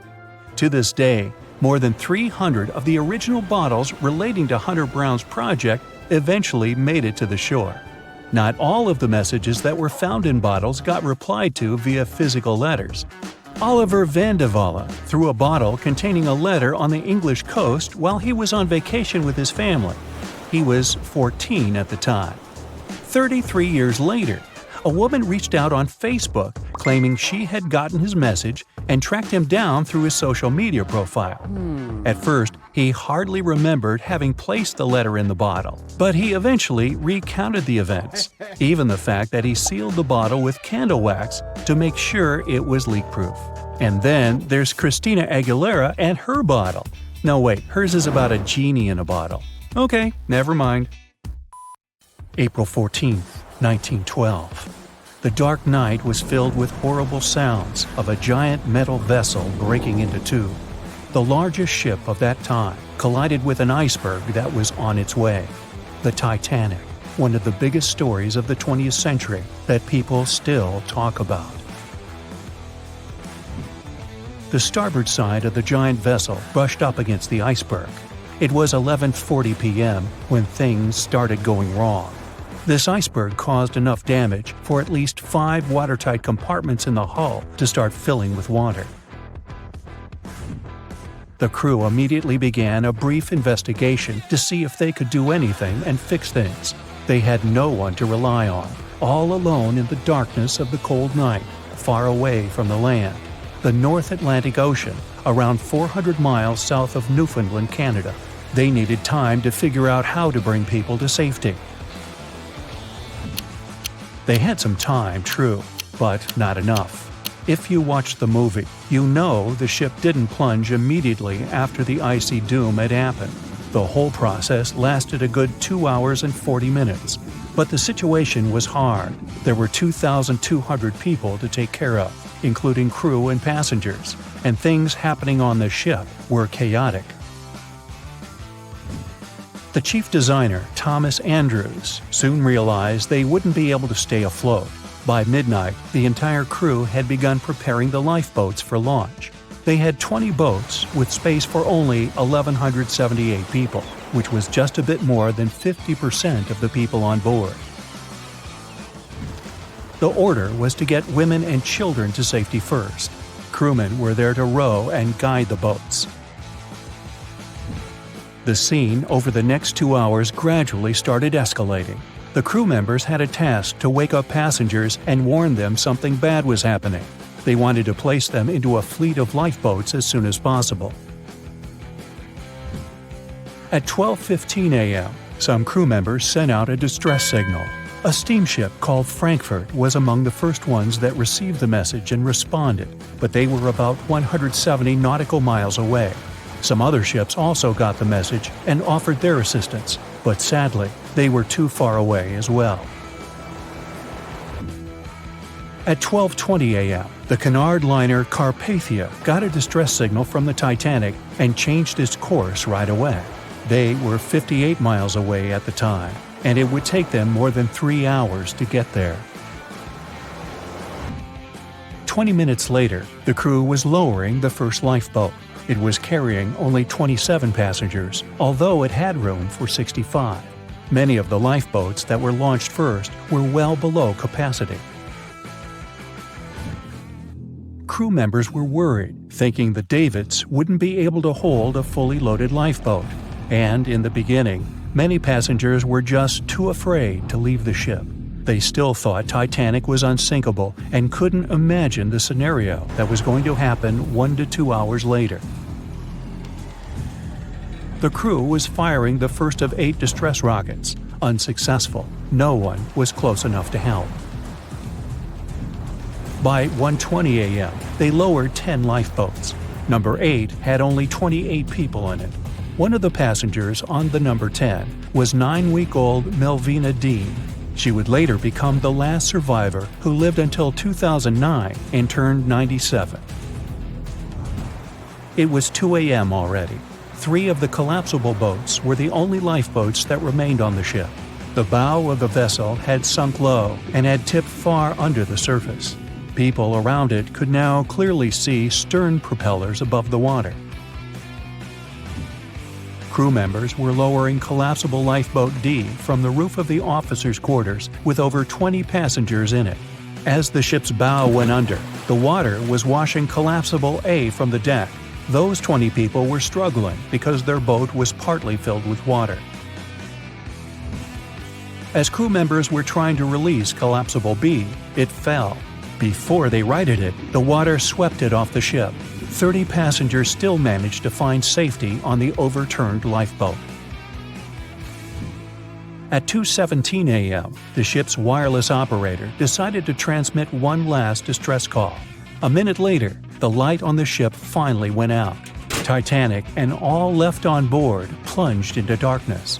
The bow continued to sink, and the stern was rising higher above the surface, which placed great strain on the midsection. Horrible sounds were filling the night. Titanic, this massive, legendary ship so many people placed their hopes in and were excited about, broke into 2 between the 3rd and 4th funnels. Reports would speculate it took about 6 minutes for the bow section to reach the ocean bottom. The stern settled back in the water before it rose again into a vertical position. It remained in this situation until it finally disappeared into the ocean. At 2:20 a.m., the stern apparently retained air inside, and water pressure crushed it as it went down. The stern landed about 2,000 feet away from the bow. People consider the Titanic the fastest ship in the world. They thought it was unsinkable because 4 of its compartments could be flooded, and that still wouldn't cause a critical loss of buoyancy. Its life was problematic since its beginning. While the ship was leaving port, it moved within a couple of feet of the steamer New York. It managed to safely pass by, which was a huge relief for all those worried passengers massed on the ship's decks. Titanic sailed off on the 10th of April. Its first journey was across the highly competitive Atlantic route. On the launch day, the Titanic became the biggest movable object in the history of humankind, 882 feet long, 92 feet wide. Not that big if you compare it with today's ships. The biggest cruise ship in the world today is Royal Caribbean's Symphony of the Seas, which is roughly 5 times the size of Titanic. If you put that ship in a vertical position, it would be nearly as tall as the Empire State Building, which is 1,250 feet without antennas. But Titanic was a huge attraction back in its time. At one moment of their journey, they stopped in France, after which they made another stop in Ireland. Once the final passengers boarded, the massive ship set out at full speed for their final destination, New York City. 4 days after the beginning of its journey, Titanic failed to divert its course from a huge iceberg, the story we all know about. Only 700 people survived, and most of them were women and children. The night was extremely cold, 1 hour and 20 minutes after Titanic had gone down to the bottom of the ocean. Survivors weren't even sure someone was coming to save them. Finally, they saw the light. It was Carpathia coming towards them. They came for the people in the lifeboats. The crew brought them aboard and pulled a handful of other passengers out of the water. Many ships tried to contact Titanic a few hours after it sank. Their messages were never returned. Later, when there was an investigation of what really happened, they discovered the Leyland liner California had been less than 20 miles away when Titanic was sinking. But the crew didn't hear the distress signals coming from Titanic because their radio operator was off duty. Countries from both sides of the Atlantic were shocked and horrified when they heard details of what happened to Titanic. They decided to make changes to ship operations, rules that would help avoid such events in the future. They held the first International Convention for Safety of Life at Sea, where they adopted rules for every ship to have lifeboat space for each passenger on board. Also, lifeboat drills became mandatory.